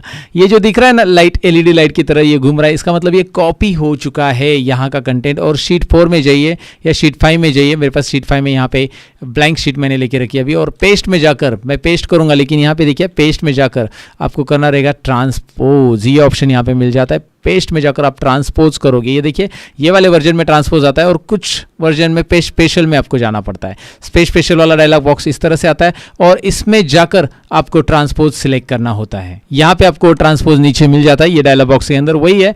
ट्रांसपोज वहाँ से करो या यहाँ से करो। ये देखिए ट्रांसपोज करते ही वो डेटा कैसे आ रहा है। मैं यहाँ पे कॉलम विड्थ सबका एक साथ सेट कर देता हूँ, डबल क्लिक करके, इस तरह से आप देख सकते हैं। अब यहाँ पे ये डेटा हॉरिजेंटल फॉर्मेट में आ गया, यानी कि रो में यहाँ पे कॉलम की हेडिंग्स जो थी ना पहले वो रो में आ चुकी है। तो आप ट्रांसपोज की मदद से उसे ट्रांसपोज भी कर सकते हैं। लेकिन कई सारे लोगों का ये भी कहना रहेगा कि सर अगर मैं डेटा एंटर कर रहा हूँ यहाँ पे, जब मैं यहाँ पे फॉर्म के जरिए नहीं एंटर कर रहा हूँ, मैं ऐसा टाइप करके एंटर कर रहा हूँ, तो मैं सपोज 3 एंटर कर रहा हूँ तो कर्सर मेरा नीचे जा रहा है, मैं एंटर करना चाहता हूँ, मेरे पास मतलब मुझे आदत पड़ी है एंटर करने की, मतलब डेटा टाइप करने के बाद मैं राइट एरो या टैब नहीं करता हूँ, मैं एंटर करता हूँ।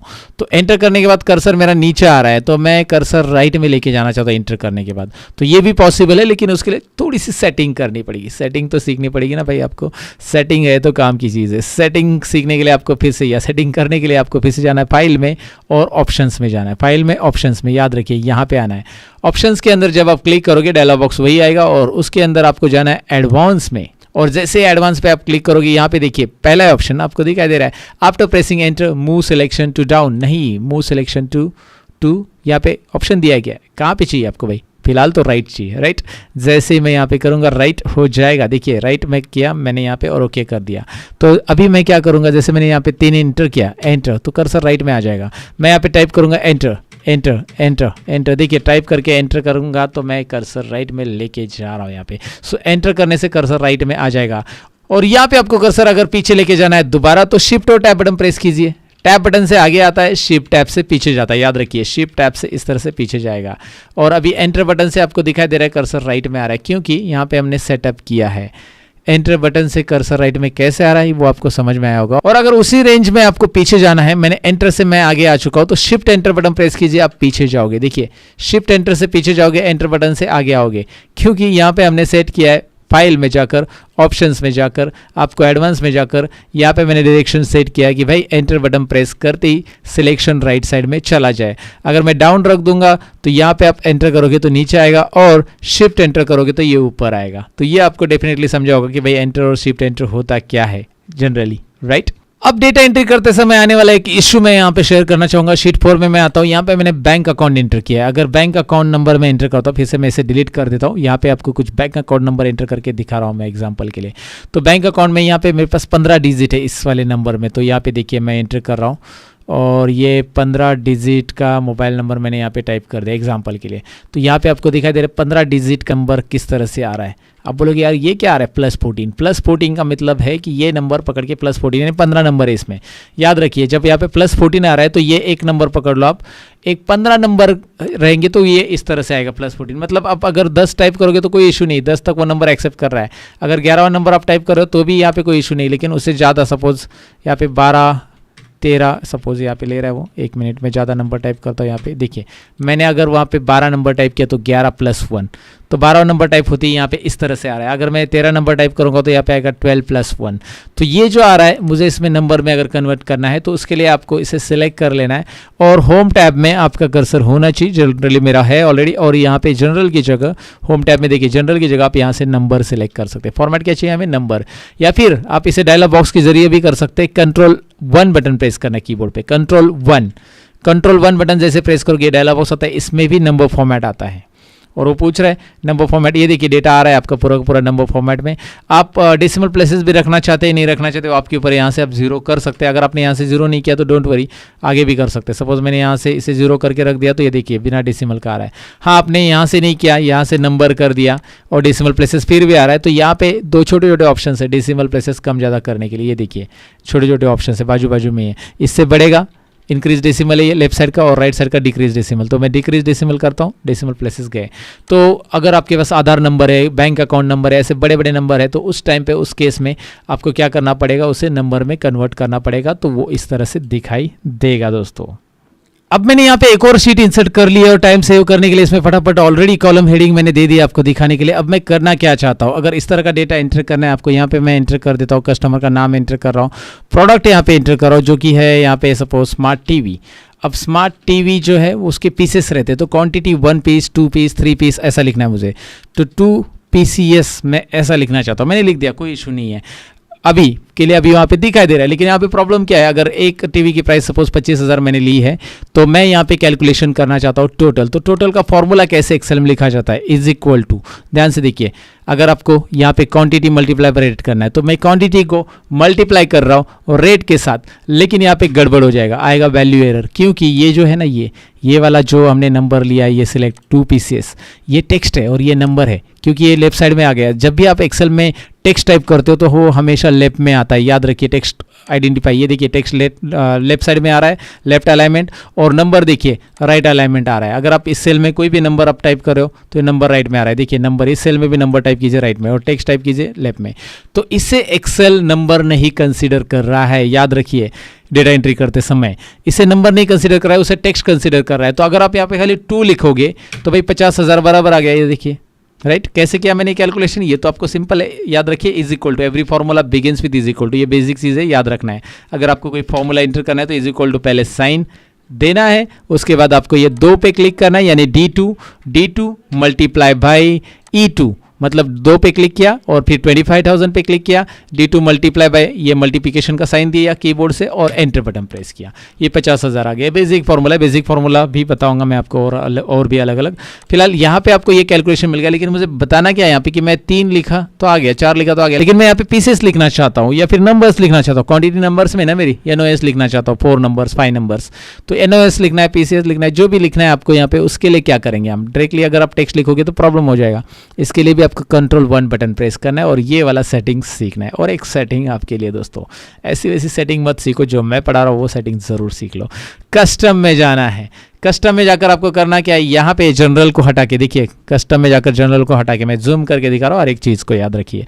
हैश टाइप करना है यहाँ पे, हैश टाइप करने के बाद आपको यहाँ पे स्पेस देना है, इन्वर्टेड कोमा, फिर स्पेस देके आपको लिखना है PCS या फिर NOS, जो भी लिखना है आप यहाँ पे लिख सकते हैं, कैपिटल में लिख दो, स्मॉल में, इन्वर्टेड कोमा क्लोज, इस तरह से लिखिए।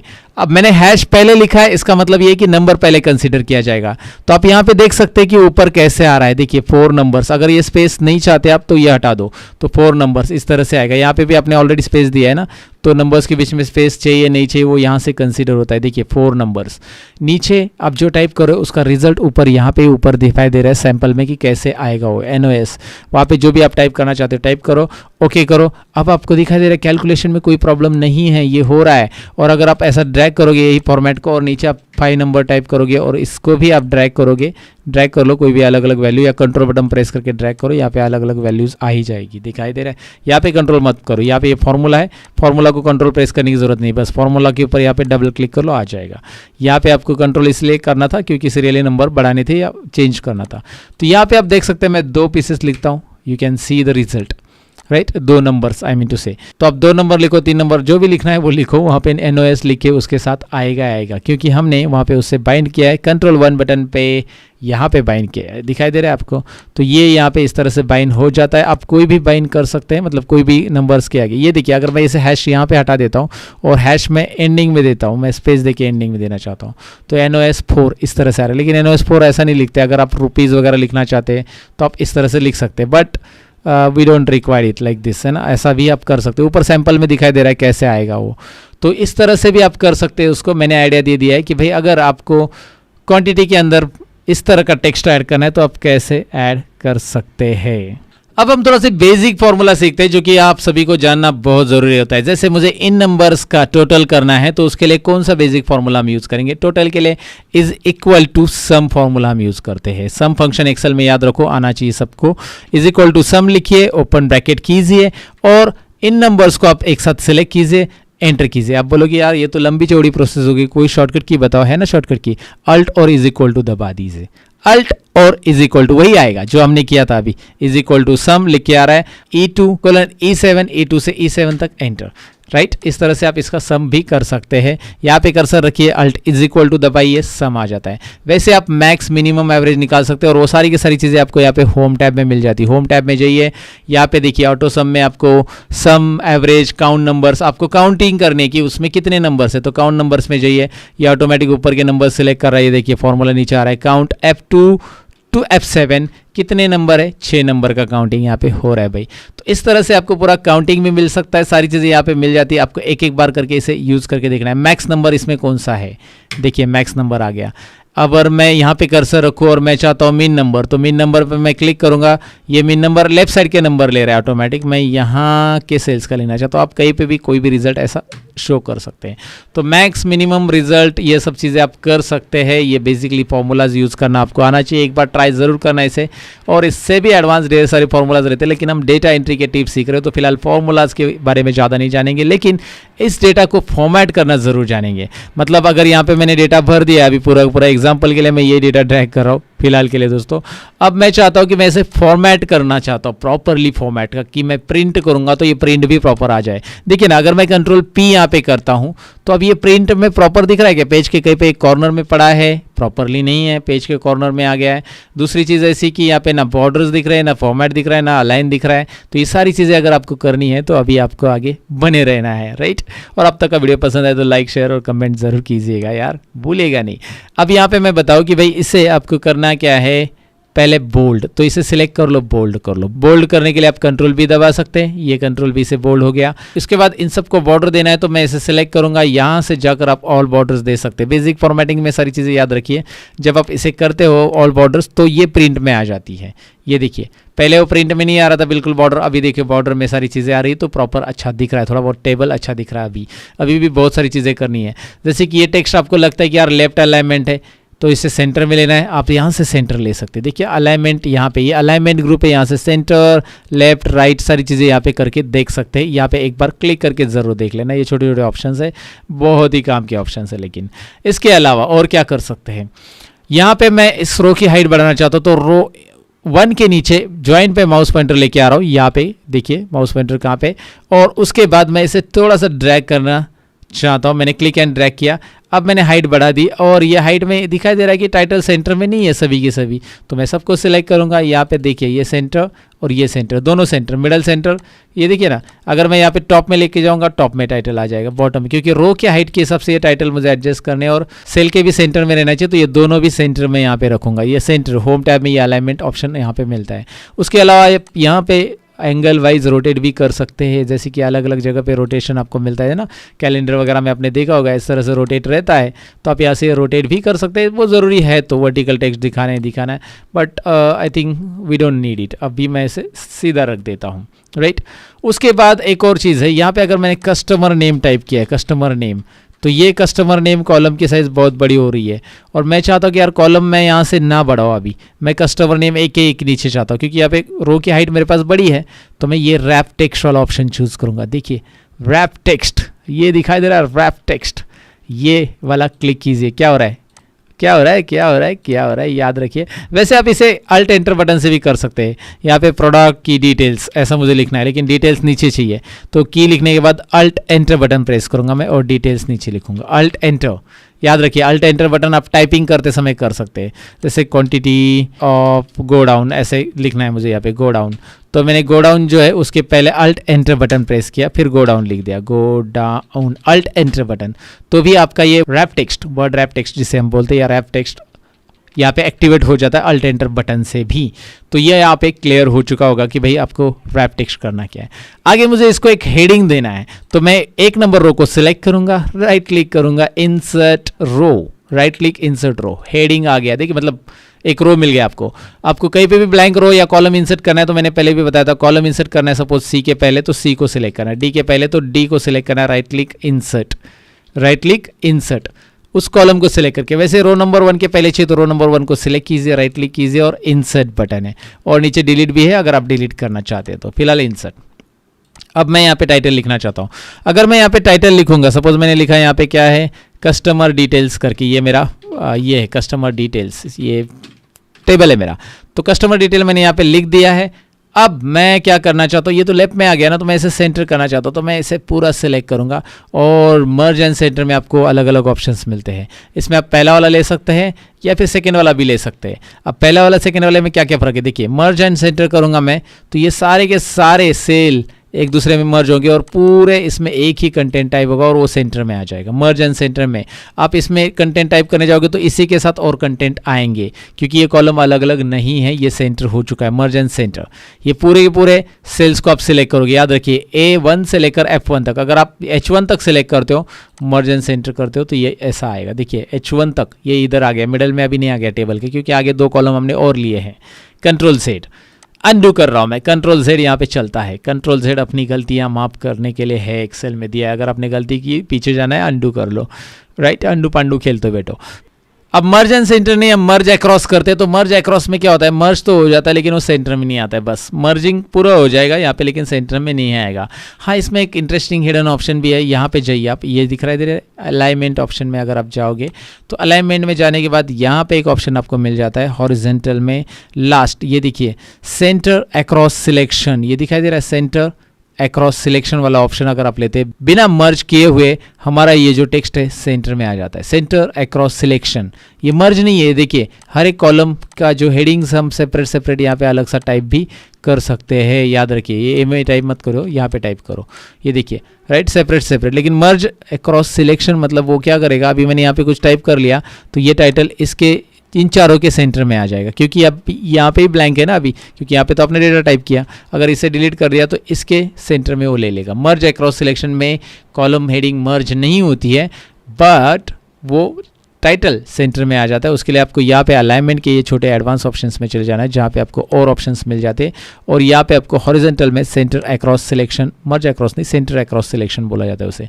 और मर्ज एंड सेंटर से क्या होता है वो तो आपको पता चला। अगर मर्ज एंड सेंटर करते हैं, यहाँ पे आप कुछ कलर देना चाहते हैं, you can assign the colour as per your requirement. Foreground और बैकग्राउंड कलर यहाँ से दिया जाता है, ये देखिए शेडिंग कलर यहाँ से, फोरग्राउंड कलर यहाँ से, and you can design it. And control P button press कीजिए। अब देखिए ये टाइटल के साथ हमारे पास पूरा पूरा डेटा अवेलेबल है। इसको ऑल बॉर्डर नहीं है, यहाँ से आप ऑल बॉर्डर दे दो, तो हमारे पास अभी ये रेडी हो गया है डेटा, राइट बेटा।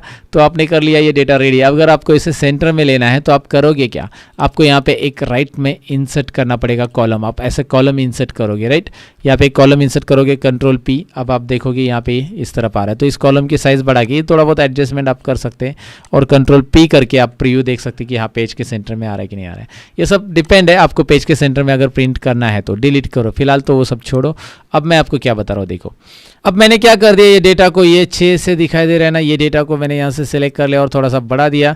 अब कुछ 90 रोज तक रिकॉर्ड ऐड कर दिए, दिखाई दे रहा है वही रिकॉर्ड। अब मैं कंट्रोल P करता हूँ, आपको पहले पेज पे रिकॉर्ड पूरा का पूरा दिखाई दे रहा है। कंट्रोल P में प्रिंट प्रीव्यू आता है, पहले पेज पे रिकॉर्ड दिख रहा है, दूसरे पेज पे भी रिकॉर्ड दिख रहा है, लेकिन दूसरे पेज पे आपको यहाँ पे हेडिंग बिल्कुल नहीं दिख रहा है। ऊपर हेडिंग दिख रहा है क्या भाई, ये कॉलम क्या है, ये कॉलम क्या है, ये कॉलम क्या है। तो ये हेडिंग्स मुझे रिपीट करनी है प्रिंट के टाइम के। आपके सीनियर ने बोला कि भाई प्रिंट में ये हेडिंग रिपीट आ जाए, ये दोनों भी हेडिंग बेसिकली ये दोनों रो रिपीट होनी चाहिए। तो उसके लिए आपको जाना कहाँ पे, जाना है पेज लेआउट के अंदर। ये एक बात याद रखो, इंपॉर्टेंट है डेटा एंट्री के टाइम पे जब प्रिंट करना है आपकी डेटा को, तो पेज लेआउट में जाना है दोस्तों। तो पेज लेआउट में जाने के बाद यहाँ पे आपको मिल जाता है टाइटल को प्रिंट करने का ऑप्शन, प्रिंट टाइटल्स। यहाँ पे क्लिक कीजिए और प्रिंट टाइटल जैसे आप क्लिक करते हो आपको यहाँ पे मिल जाता है कि भाई rows to repeat at top, rows to repeat at top. पढ़ो इसे, मैंने पढ़ लिया और कर्सर भी रख दिया, आप भी पढ़ लो और कर्सर रख दो जब प्रैक्टिस करो तब, अभी नहीं। फिलहाल यहाँ पे अभी इन दोनों रोज को सिलेक्ट कर लो, वहाँ पे कर्सर रख के 1 और 2 को सिलेक्ट करोगे तो 1 और 2 रोज यहाँ पे दोनों दिखाई देंगे। आने दो उसे और आप उसे ओके करो, या फिर प्रिंट प्रीव्यू देख लो। ओके मत करो, पहले प्रिंट प्रीव्यू देख लो। प्रिंट प्रीव्यू पे क्लिक करो और यहाँ पे देख लो, प्रिंट प्रीव्यू क्लिक करके पहले पेज पे तो ठीक है, दूसरे पेज पे जाते हेडिंग आ रहा है, आ रहा है, आ रहा है, क्या बात है, हो गया ना भाई। तो ये हेडिंग यहाँ पे आ रहा है। और पेज लेआउट से रिलेटेड और भी चीज़ें अगर आपको सीखनी है, मैंने सारी चीज़ें बताई है एक वीडियो में, printing details in Excel. Description में मैं लिंक दे रहा हूँ, ऊपर आई बटन पे भी लिंक दे रहा हूँ, वो वीडियो काफ़ी यूजफुल है, ज़रूर देख लेना भाई। एक्सेल में प्रिंट करने के प्रो टिप्स वहाँ पे मैंने बताया, क्योंकि वो 20 मिनट का वीडियो, लेकिन आपको प्रिंटिंग में मास्टर ज़रूर बना देगा। क्योंकि कुछ एक्स्ट्रा सीखना है तो भाई टाइम तो देना पड़ता है हमेशा, याद रखिए। हम मूवी के लिए टाइम दे सकते हैं, हम बड़े बड़े सॉन्ग सुनने के लिए, देखने के लिए टाइम दे सकते हैं, पर हम पढ़ाई के लिए टाइम नहीं देते। ये बहुत नाइंसाफ़ी है भाई, बहुत नाइंसाफी, मैं तो कहता हूँ। तो पढ़ाई के लिए टाइम दो, जो अपने लाइफ में ज़रूर इफेक्ट करता है। ओवर द पीरियड उसका इफेक्ट होता है, पढ़ाई का इफेक्ट तुरंत नहीं होता है भाई, याद रखिए। पढ़ाई आपको बहुत अच्छे मुकाम पे लेके जा सकती है, लेकिन वो साइमल्टेनियसली काम करती रहती है। आपको धीरे धीरे पढ़ना रहता है और आगे आगे जाना रहता है। आपको ऐसा नहीं कि भाई आज पढ़ा और कल रिजल्ट उसका मिल जाएगा। हाँ, आपने अभी गाना देख लिया तो अभी सुकून मिल जाता है, गाना सुन लिया सुकून मिल जाता है, मूवी देख लिया अब मज़ा आ गया यार, मूवी देख लिया। लेकिन ये पढ़ाई का मज़ा धीरे धीरे आता है, और एक बार मज़ा आना चालू हो गया ना भाई, बंद नहीं होता है। याद रखो ये मेरा सेंटेंस हमेशा, क्योंकि पढ़ाई का मज़ा कुछ अलग ही है। तो इसलिए पढ़ने की आदत डालो, पढ़ो पढ़ो पढ़ो। फिलहाल तो आगे बढ़ो। यहाँ पे आगे हम बढ़ने वाले नेक्स्ट टॉपिक पे। अब हमने टेबल को फॉर्मेट करना तो देख लिया था, लेकिन एक और इंटरेस्टिंग ऑप्शन फॉर्मेट से रिलेटेड ऐसा होता है कि भाई डायरेक्टली ऑटो फॉर्मेट हम कर सकते हैं। मैंने टेबल को यहाँ पे कॉपी पेस्ट कर लिया, नए शीट के ऊपर दिखाई दे रहा है, नए शीट में ले लिया। अब मैं क्या करना चाहता हूँ, इसको डायरेक्टली फॉर्मेट करना चाहता हूँ। इसके लिए इंसर्ट में जाओ और एक ऑप्शन में क्लिक करो, इंसर्ट में टेबल ऑप्शन। कौन सा ऑप्शन? देखिए इंसर्ट में जैसे मैं टेबल पे क्लिक करूँगा, वो पूछेगा कि भाई आपके टेबल को हेडिंग है क्या। My table has header, yes मेरे टेबल को हेडर है, ये चेक रखो। और वो ऑटोमेटिकली बता रहा है कि भाई इतना डेटा है, क्योंकि हमने ऑलरेडी सेलेक्ट किया था। ठीक है, ओके बटन पे क्लिक करो। ये देखिए ऑटोमेटिक फॉर्मेटिंग यहाँ पे आता है। अब लोग ये तो फॉर्मेटिंग हम भी दे सकते हैं इसमें, और इसमें क्या फ़र्क है। इसमें आपको फिल्टर का ऑप्शन एक्टिवेट मिल जाता है। इसमें आपको अगर आप नीचे भी टाइप करते हो तो ऑटोमेटिक फॉर्मेटिंग भी अप्लाई हो जाता है। और अगर आपने यहाँ पे कोई फार्मूला दिया है तो फार्मूला भी आपको ड्रैग करने की ज़रूरत नहीं है। ये देखिए फार्मूला भी ऑटोमेटिकली अप्लाई हो रहा है और फॉर्मेटिंग भी ऑटोमेटिक कंटिन्यू होती रहती है। ये टेबल का बेनिफिट होता है, और टेबल के बहुत सारे बेनिफिट अलग अलग होते हैं जब आप टेबल पे काम करते हो। तो ये डेटा रेंज ऑटोमेटिकली यहाँ पे एक्सटेंड होता रहता है। नीचे नीचे फार्मूला जितने भी टाइप किए वो भी ऑटोमेटिक नीचे आ जाते हैं। और यहाँ पे फिल्टर के आइकॉन भी आते हैं, और ये फिल्टर फिलहाल कैसे यूज़ करना है आगे हम देखने वाले हैं। तो फॉर्मेटिंग हमने जान लिया, लेकिन अगर फॉर्मेटिंग आपने कर लिया है किसी भी सेल के ऊपर, आपको क्लियर करना है। जैसे ये टेबल पे आपने फॉर्मेटिंग कर लिया और आप नहीं चाहते कि भाई ये फॉर्मेट पूरा पूरा यहाँ पे मैं रखूँ, तो इसका फॉर्मेटिंग हटाने के लिए आपको इसे सिलेक्ट करना है। और एक ऑप्शन याद रखना है क्लियर फॉर्मेट्स का। होम टैब में आपको यहाँ पे मिलता है क्लियर फॉर्मेट्स। एक्सेल में ये सारी चीज़ें याद रखना है, और बहुत सारी चीज़ें आपको ये पता होनी चाहिए कैसे की जाती है। क्लियर फॉर्मेट से पूरा का पूरा फॉर्मेट हट जाता है। देखिए पूरा फॉर्मेट उसका चला गया। क्लियर फॉर्मेट धो डाला, एकदम क्लीन, अंडू करो, आ गया। यहाँ पे जाकर क्लियर फॉर्मेट ऑप्शन से क्लियर हो जाता है फॉर्मेटिंग, राइट। अब अगर आपने कोई फॉर्मेटिंग एक जगह पे की और आपको वही फॉर्मेटिंग दूसरी जगह पे करनी है, तो वो भी आप कैसे कर सकते हैं। जैसे आपने ये कस्टमर नेम वाला फॉर्मेटिंग दिया, सपोज एग्जांपल ले लो कि आपको फॉर्मेटिंग बोला गया, लेकिन आपने इसी सेल को थोड़ा सा अच्छा फॉर्मेट किया। जैसे इसका फॉन्ट आप बदल रहे हो, और आपने इसका बैकग्राउंड कलर आपने ये रखा, और इसका फॉन्ट कलर आपने ये रख दिया, लेकिन आपको यही फॉर्मेटिंग अभी ये सारे अलग अलग सेल्स को चाहिए, अल्टरनेट कॉलम हेडिंग को चाहिए। तो मैं यहाँ पे फॉर्मेट पेंटर, होम टैब का ऑप्शन है फॉर्मेट पेंटर, इसे भी यूज़ कर लो। डबल क्लिक करूँगा, क्योंकि मैं यहाँ डबल क्लिक इसलिए करूँगा, सिंगल क्लिक से भी होगा, लेकिन सिंगल क्लिक से क्या होगा कि मैंने इसे रखा, क्लिक रखा, सिंगल क्लिक से मैंने क्लिक किया, यहाँ पे क्लिक करो, फिर से मुझे क्या करना पड़ेगा, यहाँ पे क्लिक करना पड़ेगा। इससे अच्छा मैं क्या करूँगा, एक ही बार डबल क्लिक करूँगा फॉर्मेट पेंटर पे, फिर यहाँ पे कर्सर रखे, यहाँ पे कर्सर रखिए, फॉर्मेट पेंटर पे डबल क्लिक कीजिए। देखिए फॉर्मेट पेंटर पे डबल क्लिक करो, यहाँ पे क्लिक करो, यहाँ पे क्लिक करो, जितने कॉलम पे यहाँ पे करना है तो यहाँ पे करो, यहाँ पे करो, यहाँ पे करो। जितने कॉलम हेडिंग को आपको फॉर्मेट देना है वो आप दे सकते हैं फॉर्मेट पेंटर से। एक फॉर्मेटिंग आपने दे दी है, उस फॉर्मेटिंग को आपको रिपीट करना है, तो उस फॉर्मेटिंग को पहले सिलेक्ट रखो, फॉर्मेट पेंटर पे डबल क्लिक करो, और फिर मज़े लो। तो उसे क्लिक करते जाओ। ओके, मेरा पढ़ाने का अंदाज़ इस तरह से ही, मज़े ले लो मतलब अपना टाइम सेव करो दोस्तों। और ये कॉलम की साइज़ मैंने बढ़ा दी फटाक से। कैसे बढ़ा दी? मैंने कुछ यहाँ पे एक शॉर्टकट की यूज़ की। कैसे? मैंने पहले कंट्रोल ए बटन प्रेस किया, कंट्रोल ए से पूरा डेटा सेलेक्ट होता है। कीबोर्ड पे मैं प्रेस कर रहा हूँ Alt+H+O+I। ओहो, Alt+H+O+I से मेरी प्रैक्टिस हो गई, इसलिए मैंने इतना फास्ट प्रेस किया। आप बोलोगे इतनी बड़ी शॉर्टकट की? जी हाँ, अगर आप Alt प्रेस करते हो तो आप होम टैब में जाते हो। होम टैब में मतलब होम टैब के लिए एच है, सॉरी अल्ट प्रेस करते हो तो आपके पास ये आता है होम टैब के लिए क्या शॉर्टकट की है। तो होम टैब के लिए एच है, इंसर्ट के लिए एन, पेज लेआउट के लिए पी। तो मैं एच प्रेस करूंगा, अल्ट एच। उसके बाद वो पूछ रहा है कि भाई इसके अंदर के ऑप्शंस, होम टैब के अंदर के ऑप्शंस की शॉर्टकट कीज इतनी सारी है, तो आप क्या प्रेस करना चाहते हो? आगे आगे मैं ओ प्रेस करना चाहता हूँ। ओ कहाँ पे? देखिए कहाँ पे आ गया ओ लेके मुझे। देखिए मैं एस्केप कर रहा हूँ दोबारा और ओ प्रेस कर रहा हूँ, दिखाता हूँ। फॉर्मेट पेंटर और ऑटो फिट कॉलम विड्थ के लिए आई, ऑटो फिट कॉलम विड्थ, यहाँ पे हाईलाइट भी दिख रहा है आपको, जूम करके भी पढ़ाता हूँ एक बार। ये देखिए ऑटो फिट कॉलम विड्थ। ओह चला गया, कुछ और प्रेस कर दिया गलती से, मैंने गलती से मिस्टेक हो गई है। Alt+H+O+I दोबारा कर लेते, ओ और आई। ये देखिए सारे कॉलम की साइज ऑटोमेटिकली एडजस्ट होगी। ढेर सारी चीज़ें मैं बता रहा हूँ, स्टेप बाय स्टेप सभी को लिखते जाओ, याद रखते जाओ, लेकिन याद रखना जरूरी है। तो फॉर्मेटिंग हमने देखा, ऑटोमेटिक सेल को एडजस्ट करने देखा, फॉर्मेट पेंटर यूज करने देखा, सब कुछ देखा। अब हमें यहाँ पे मेन ऑप्शन सीखने, वो है conditional formatting, sort and filter. ये तीनों ऑप्शंस को आपको अभी अच्छे से सीखना है, जो कि डेटा एंट्री के लिए बहुत ही यूज़फुल होता है। अब सॉर्ट एंड फिल्टर क्या होता है कि आपने यहाँ पे जो डेटा लिखा है ABCD, सपोज ABCD डेटा है, एक्चुअली मुझे ABCD ऐसा टाइप करना है सपोज यहाँ पे, तो वो मैं कर सकता हूँ। अभी ये जो है C मैंने टाइप किया, DE, तो वो मैं टाइप करने की जगह मैं यहाँ पे एक बार ड्रैग भी कर सकता हूँ। आपका कहना होगा कि सर ABCD ड्रैग नहीं कर सकते क्या? अगर मैं A लिखूंगा और ड्रैग करूंगा तो क्या ये ड्रैग नहीं होगा क्या? अगर मैं ऐसा ड्रैग करूंगा तो क्या पॉसिबल नहीं है क्या? अभी तो नहीं हो रहा है, पॉसिबल है, लेकिन इसके लिए आपको कस्टम लिस्ट बनानी पड़ेगी। अब आप बोलोगे यार कस्टम लिस्ट क्या होती है, ये भी हमें बता दो, तो मैं बता देता हूँ। फाइल में जाओ, ऑप्शंस में जाओ, ऑप्शंस में देखिए कस्टम लिस्ट एक्सेल में कुछ पहले से बनी रहती है, हम भी बना सकते हैं, और वो कौन सी बना सकते हैं मैं दिखाता हूँ। फाइल ऑप्शंस में जाओ, ऑप्शंस में जाने के बाद आपको जाना है यहाँ पे एडवांस ऑप्शंस के अंदर, एडवांस ऑप्शन में जाना है, नीचे स्क्रॉल करना है, स्क्रॉल करना है, स्क्रॉल करना है, जब तक आपको नहीं मिलता है एडिट कस्टम लिस्ट ऑप्शन। इसमें जब तक नहीं मिलेगा तब तक स्क्रॉल करो, मिल जाएगा तो रुक जाओ। ओके, एडिट कस्टम लिस्ट पे क्लिक करो। यहाँ पे देखिए कुछ कस्टम लिस्ट पहले से रहती है, जैसे यहाँ पे दिख रहा है जनवरी, फरवरी, मार्च, अप्रैल वगैरह, जन, फेब, मार्च, अप्रैल शॉर्ट में भी है, मंडे, ट्यूसडे, राइट, इस तरह से भी है। तो अगर आप इस लिस्ट में से, मैं इसे कैंसिल करता हूँ, तो अगर मैं यहाँ पे संडे लिखता हूँ और मैं ड्रैग करता हूँ तो ऑटोमेटिकली यहाँ पे पूरे के पूरे डेज आ रहे, वीक डेज आ रहे, और फिर से रिपीट हो भी रहे वो। अगर आप जैन लिखोगे तो जैन भी वैसे आएगा, जैन, फेब, मार्च। तो अगर हमें अपनी कस्टम लिस्ट बनानी तो हम उस बात पे जाएंगे, फाइल ऑप्शन एडवांस में, नीचे कस्टम लिस्ट में जाएंगे, जो अभी मैंने पहले ही दिखाया आपको। यहाँ पे आकर करना क्या है, आपको यहाँ पे आकर आपको न्यू लिस्ट पे कर्सर रख देना है, और यहाँ पे ऐड बटन पे, ऐड बटन नहीं सॉरी, यहाँ पे टाइप करते जाना है। आप ऐड बटन अब तभी करोगे जब यहाँ पे पूरा टाइप हो गया, तो ऐड बटन पे क्लिक कर दो। तो मुझे टाइप करना है A, B, C, D, E, F, comma देना मत भूलो, G, हर एक नाम के बाद हर एक अल्फ़ाबेट, जो भी अल्फ़ाबेट की लिस्ट बना रहे हो तो वो आप कर सकते हैं। IJKL ऐसा लिखो, और जितने चाहिए उतने और उतने ऐड करो। जैसे ऐड करोगे ऐड हो गया, ओके कर लो, ओके कर लो, ओके कर लो, ओके, और A टाइप करके ड्रैग कर लो, ये भी लिस्ट आपके लिए बन गई।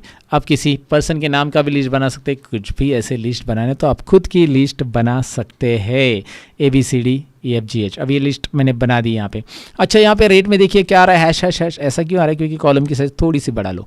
ओके, कभी कभी नंबर्स अगर यहाँ पे है और आपने ऐसा कॉलम की साइज़ छोटा किया तो हैश हैश आ सकता है, ये भी याद रख लो। अच्छा, यहाँ पे एक डॉटेड लाइन भी दिख रही है, आप बोलोगे ये भी बता दो क्या है सर? तो ये है प्रिंटिंग का बॉर्डर, जो हमने कंट्रोल P किया ना तभी आपको ये बॉर्डर दिखता है कि भाई पेज के बाहर एक कॉलम जा रहा है। रेट के बाद का कॉलम हमारे पेज में नहीं आ रहा है, ये देखिए टोटल बाद में आ रहा है, ये डॉटेड लाइन के बाहर है, ये बता रहा है। तो आपको उसे एडजस्ट करना पड़ेगा, आपको एक कॉलम कस्टमर नेम वाले कॉलम को छोटा करना पड़ेगा, या प्रोडक्ट की डिटेल्स के लिए छोटा करना पड़ेगा। तो ये देखिए हो गया एडजस्ट वो डॉटेड लाइन के अंदर, क्योंकि कॉलम की साइज़ थोड़ी बहुत छोटी करनी पड़ेगी। वो तो मैंने प्रिंटिंग टिप्स में बताया कि भाई प्रिंट करते समय क्या क्या बातें ध्यान में रखनी, वो वाले वीडियो ज़रूर देख लो। फिलहाल तो आगे हम देखने वाले सॉर्ट एंड फिल्टर।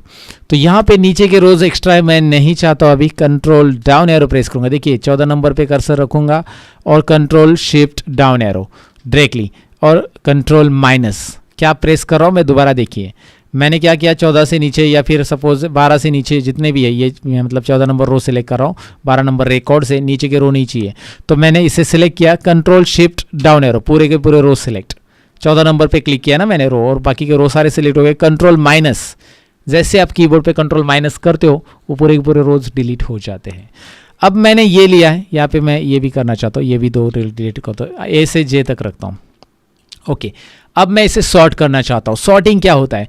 डेटा में एक ऑप्शन है सॉर्टिंग का, ये देखिए डेटा में आपको यहाँ पे मिलता है A to Z और Z to A sort.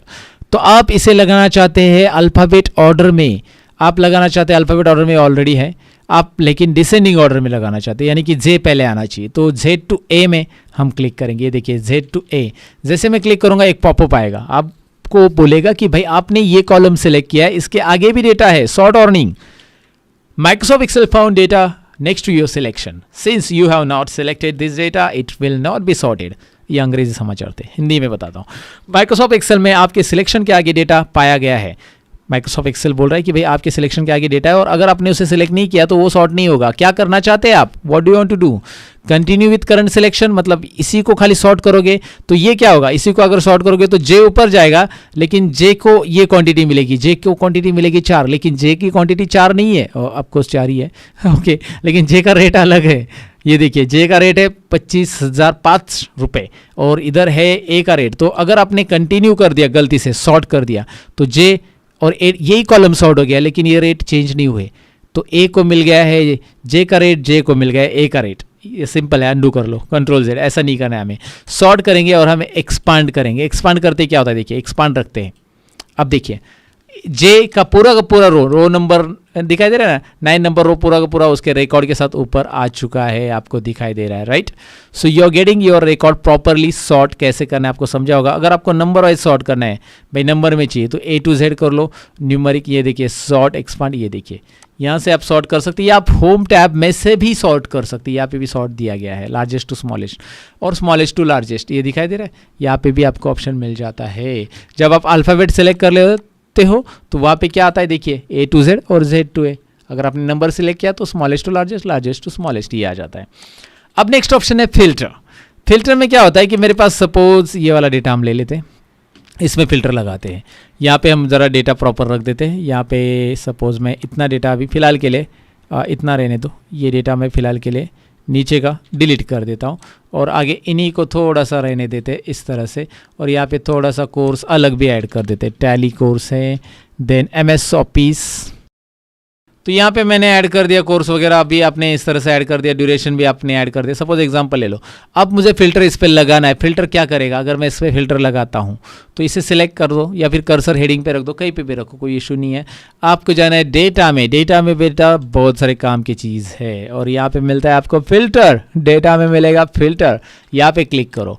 Filter पे क्लिक करते ही वो पूछ रहा है कि भाई स्टेट एक साथ फिल्टर कर लो, तो मैं यहाँ पे क्लिक करूँगा। मैं चाहता हूँ स्टेट में बस बिहार का रिकॉर्ड देखना। ओहो, बिहार का रिकॉर्ड आपके सामने आ गया। फिल्टर को दोबारा क्लियर करना है, यहाँ पे क्लिक करो, क्लियर फिल्टर फ्रॉम स्टेट, यहाँ से आप क्लियर करो। मतलब आप एक पर्टिकुलर रिकॉर्ड देखना चाहते हैं, जैसे DCA कोर्स के स्टूडेंट देखना चाहते हैं, यहाँ पे क्लिक करो। मैं चाहता हूँ भाई अब सब सेलेक्ट अनसेलेक्ट कर लो और ये DCA को चेक करो। आप ये देखिए यहाँ पे DCA को चेक करो, बहुत ही सिंपल है। DCA को रिकॉर्ड आपको मिल जाएंगे पूरे के पूरे। आप DCA के साथ टैली देखना चाहते हो, DCA टैली दोनों एक साथ आएंगे। ये फिल्टर बहुत काम की चीज़ है और बहुत सारे लोगों को ये काम में लाता है, काम में आता है। क्लियर फिल्टर करेंगे तो क्लियर, तो ये बहुत सारे कंपनी में इसका यूज़ होता है। आप किसी कस्टमर का नाम ढूंढ रहे हो तो आप यहाँ पे जाओ, इधर लिस्ट आ जाती है और आप टेक्स्ट फिल्टर में इक्वल टू कस्टमर का नाम डाल दो, इक्वल्स में क्या करो, या फिर यहाँ पे सर्च बॉक्स में नाम डाल दो, ये दिखाई दे रहा है सर्च बॉक्स में। या फिर आप किसी सरनेम के, बहुत सारे सेम सरनेम के लोग हैं यहाँ पे, तो वो सरनेम के नाम ढूंढना चाहते हो तो कंटेंट्स में जाओ, वो शिंदे सरनेम के ढूंढना चाहते हो शिंदे, मात्रे ढूंढना चाहते हो मात्रे, सपोज ये मात्रे सरनेम का एक ही है फिलहाल तो वो आ जाएगा, राइट। MHA यहाँ पे गलत लिख दिया मैंने, राइट। इस तरह से एक आ जाएगा। तो आप ये एक सरनेम का ढूंढना चाहते हैं, एक ही सरनेम के 10-12 लोग हैं आपके पास, तो आप यहाँ पे टेक्स्ट फिल्टर में कंटेंट में जाओगे, सारे वही सरनेम के लोग आ जाएंगे।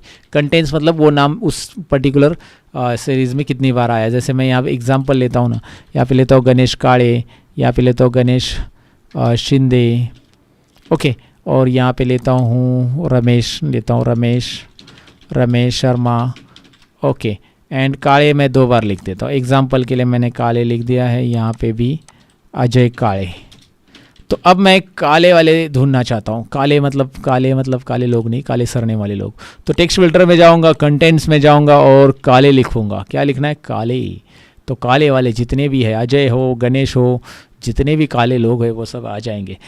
ओके, वेस्ट इंडीज़ लोग, सॉरी गाइज। यहाँ पे देखो अभी फ़िलहाल तो फ़िल्टर मैंने क्लियर कर दिया, यहाँ से क्लियर भी कर सकते हैं। तो फ़िल्टर ऐसे ढेर सारी चीज़ें मैंने यहाँ पे बताने की कोशिश की आपको। सॉर्ट एंड फिल्टर देख लिया, तो अभी हमने सॉर्ट एंड फिल्टर भी देख लिया। अब फिल्टर भी बहुत एडवांस लेवल पे होता है और उसका भी एक वीडियो मैं एक्सेल ट्यूटोरियल चैनल पे बना रहा हूँ जल्दी ही।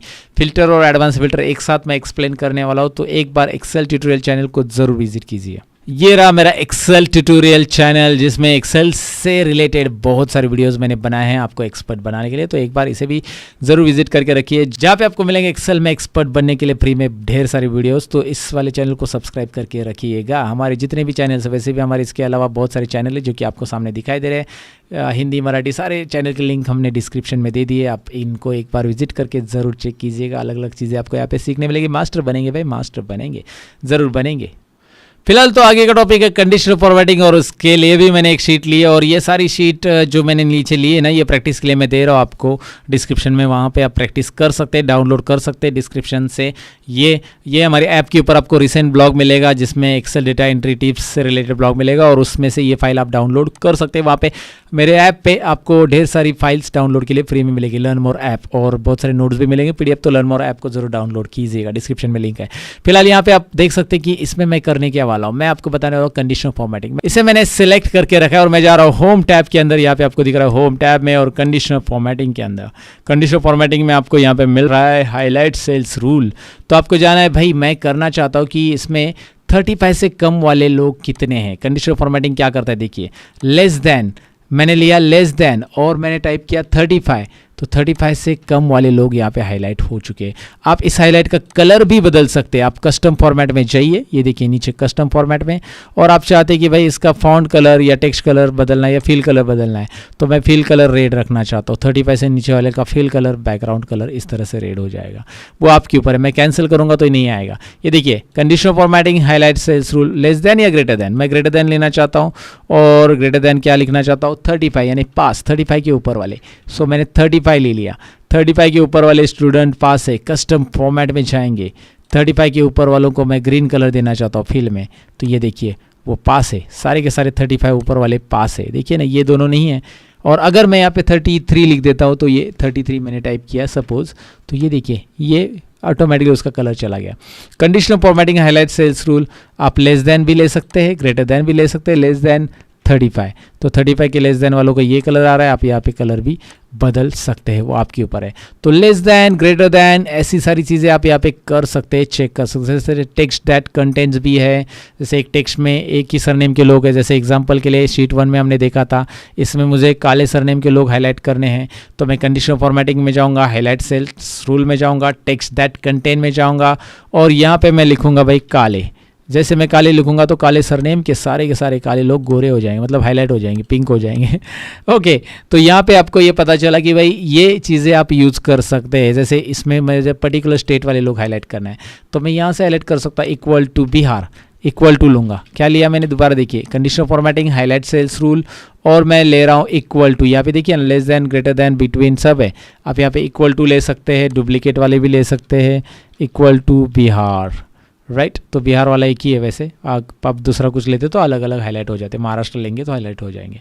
सो ये आपको कंडीशनल फॉर्मेटिंग यहाँ पे मिलता है, यहाँ से आप उसे असाइन कर सकते हो और उसे क्लियर करना है। So clear rules from and selected cells और एंटायर शीट, मतलब एंटायर मतलब सारे रूल, और सिलेक्टेड मतलब इसी का रूल क्लियर होगा। अभी इसी का रूल गया, अब मैं पूरे रूल्स क्लियर करना चाहता हूँ। सो clear rules from entire sheet, तो ये भी रूल चले गए सारे के सारे। तो फॉर्मेटिंग करना बहुत आसान है, बस आपको यहाँ पे एक बार जाके चेक करना पड़ेगा। देखिए जो इंपॉर्टेंट चीज़ है मैं यहाँ पे बताने की कोशिश कर रहा हूँ, क्योंकि एक वीडियो में मैं जितनी चाहिए उतनी चीज़ें यहाँ पे नहीं बता सकता, लेकिन मैं पॉसिबल है कि जो यूज़फुल है आपको आइडिया दे रहा हूँ कि इसका यूज़ क्या होता है, उसके अकॉर्डिंग आप आगे बढ़ सकते हैं काम के लिए। आपको ये डिफिकल्ट नहीं लगने वाली, एक बार मैंने बता दिया। तो आप फिर डेटा बार चेक कर सकते हैं, कलर स्केल रख के चेक कर सकते हैं कि इसका क्या होता है, लेकिन टेक्स्ट के ऊपर कलर स्केल नहीं आता है, नंबर्स के ऊपर ही आएगा। तो वो चीज़ें आप करके देख लेंगे तो आपको अच्छा आ जाएगा कि भाई हाँ मैं ये कर सकता हूँ। आपको सही है तो समझ में आएगा कि भाई इसका यूज़ क्या होता है, राइट। अब एक और फाइनल ऑप्शन मैं बताने वाला हूँ, उसके बाद हम बाय बाय करने वाले इस कोर्स को। ये जो डेटा एंट्री पैकेज हम ख़त्म करने वाले। आपने अब तक वीडियो देखा मतलब आप मास्टर बनने वाले हो, क्योंकि आप इतने बड़े वीडियो के लिए टाइम दे रहे हो, जो कि एक मूवी के अकॉर्डिंग वीडियो है दोस्तों, राइट। एक मूवी देखने के लिए आप उतना टाइम स्पेंड करते हैं, आपने उतना वीडियो देखने के लिए दिया। वेल आप आगे लाइफ में बढ़ने वाले हो, सक्सेसफुल होने वाले हो, ये मैं गारंटी के साथ कह सकता हूँ, क्योंकि आप अभी तक टिके हो वीडियो के अंदर। तो टिके हो तो एक बार वीडियो को लाइक ज़रूर कर लेना किया तो होगा आपने। फिलहाल तो मैं आपको बताऊँ यहाँ पे कि लास्ट ऑप्शन ये है कि अगर मेरे पास डुप्लीकेट वैल्यूज़ आती है एक सेल में, तो मैं नहीं चाहता हूँ, जैसे DCA कोर्स की रिमूव करना है मुझे, डुप्लीकेट वैल्यूज़ टैली कोर्स की रिमूव करना है, MS ऑफिस, मैं इंडिविजुअल वैल्यूज़ रखना चाहता हूँ इनकी, तो मैं इस कॉलम को सिलेक्ट करूँगा और मैं जाऊँगा डेटा में रिमूव डुप्लीकेट वाला ऑप्शन लेने के लिए। कहाँ पे जाना है, डेटा में रिमूव डुप्लीकेट। देखिए एक्सेल में बहुत सारी चीज़ें हैं और जो आपको काम आसान करने के लिए बहुत मदद करती है। रिमूव डुप्लीकेट में जाओ, एक्सपांड सिलेक्शन वो पूछ रहा है, भाई आपका जो सिलेक्शन है इतना ही है, डेटा तो बहुत बड़ा है, तो चलो एक्सपांड सिलेक्शन रखो, रिमूव डुप्लीकेट्स में जाओ। उसके बाद वो पूछ रहा है कि भाई आपके डेटा को हेडर है क्या, है हेडर तो है, रहने दो। उसके बाद अनसेलेक्ट ऑल कर लो, अनसेलेक्ट ऑल पे क्लिक करो क्योंकि सारे कॉलम अनसेलेक्ट चाहिए, और कोर्स कॉलम को सिलेक्ट कर लो क्योंकि कोर्स कॉलम से हमें डुप्लीकेट हटाना है। सारे कॉलम अनसेलेक्ट करना है, कोर्स कॉलम को सिलेक्ट करना है, जिससे डुप्लीकेट हटाना है उसे सिलेक्ट करना है और ओके करना है। कोर्स के अकॉर्डिंग सारे के सारे डुप्लीकेट हट गए, बस DCA, टैली और MS ऑफिस 3 ही यहाँ पे रिकॉर्ड रह गए। राइट, आपको समझ में आया ये डुप्लीकेट करता क्या है? ये कोर्स के अकॉर्डिंग जो रिपीटेड थे वो उसने हटा दिए। तो रिमूव डुप्लीकेट आपको उस कॉलम के अकॉर्डिंग मिल जाएंगे, उस जिस कॉलम को आपने यहाँ पे रिमूव डुप्लीकेट्स में यहाँ पे दिखाता हूँ मैं आपको, अनसेलेक्ट करके यहाँ पे चेक रखा है कोर्स को, और कोर्स का यहाँ पे आपको 8 डुप्लीकेट वैल्यूज़ और 4 यूनिक वैल्यूज़ रिमेनिंग, इसमें तो आपको कुछ है नहीं इसलिए। सो दैट्स इट गाइज, ये था डेटा एंट्री का पूरा पैकेज। डेफिनेटली आपको पसंद आया रहेगा कि डेटा एंट्री के अंदर सारे ऑप्शंस होते हैं, कैसे किया जाता है इनका इस्तेमाल मैंने आपको बताया। एक्सेल में डेटा एंट्री कैसे करना है अभी आपको आ जाएगा, और बहुत सारी चीज़ें होती है एक्सेल के अंदर, वो सीखना है तो भाई आ जाओ हमारे वेबसाइट, हमारे ऐप के ऊपर, हमारे चैनल्स के ऊपर, जहाँ पे आपको सारी चीज़ें सीखने मिलेगी। हाँ, प्रीमियम कोर्सेज में आपको सर्टिफिकेट मिलता है ISO के साथ, तो learnmore.com या learnmore ऐप को ज़रूर विजिट कीजिए। हमारी एक और वेबसाइट है जहाँ पे आप ऑनलाइन टेस्ट या फ्री में ब्लॉग पढ़ सकते हैं, वो है learnmoreindia.in, तो इसको भी ज़रूर चेक कीजिएगा learnmoreindia.in को, जहाँ पे आपको मिलने वाले फ्री में ब्लॉग्स पढ़ने के लिए। जैसे आप यहाँ पे देख सकते हैं ऑनलाइन टेस्ट यहाँ पे फ्री में आपको मिल जाती है, ढेर सारे online test, CCC, MS, CIT and all, आप यहाँ पे ऑनलाइन टेस्ट भी अटेंड कर सकते हैं, ब्लॉग भी पढ़ सकते हैं, फ्री में है। सो कैसा लगा दोस्तों ये वीडियो? डेफिनेटली आपको पसंद आया होगा, पसंद आया तो लाइक, शेयर और कमेंट कीजिए। इसके अलावा मेरी वेबसाइट और ऐप को जरूर विजिट कीजिए। डिस्क्रिप्शन में मैंने मेरे सारे चैनल की लिंक दी है, जहाँ पे आपको कंप्यूटर में स्मार्ट बनने के लिए बहुत सारे वीडियोस और भी मिलेंगे, तो ज़रूर ज़रूर ज़रूर चेक कर लेना उन सबको। और साथ ही मैं बताऊँ कि आप अगर मेरी लाइफ के बारे में थोड़ा सा और डिटेल में जानना चाहते हो तो मैंने एक रिसेंटली वीडियो डाला है, जो कि मेरे 1 मिलियन सब्सक्राइबर होने के बाद मेरी लाइफ की कहानी मैंने वहाँ पर डाली है, तो आप उस वीडियो को भी देख सकते हैं। डिस्क्रिप्शन में मैंने लिंक दी है, या फिर लर्न मोर चैनल पर होम स्क्रीन पर वो वीडियो आपको मिल जाएगा। सीखते रहो, सिखाते रहो, ये रहेगा हमेशा अपना स्लोगन। मिलते हैं अगले वीडियो के अंदर, तब तक के लिए अपना ख्याल रखिएगा। Bye bye.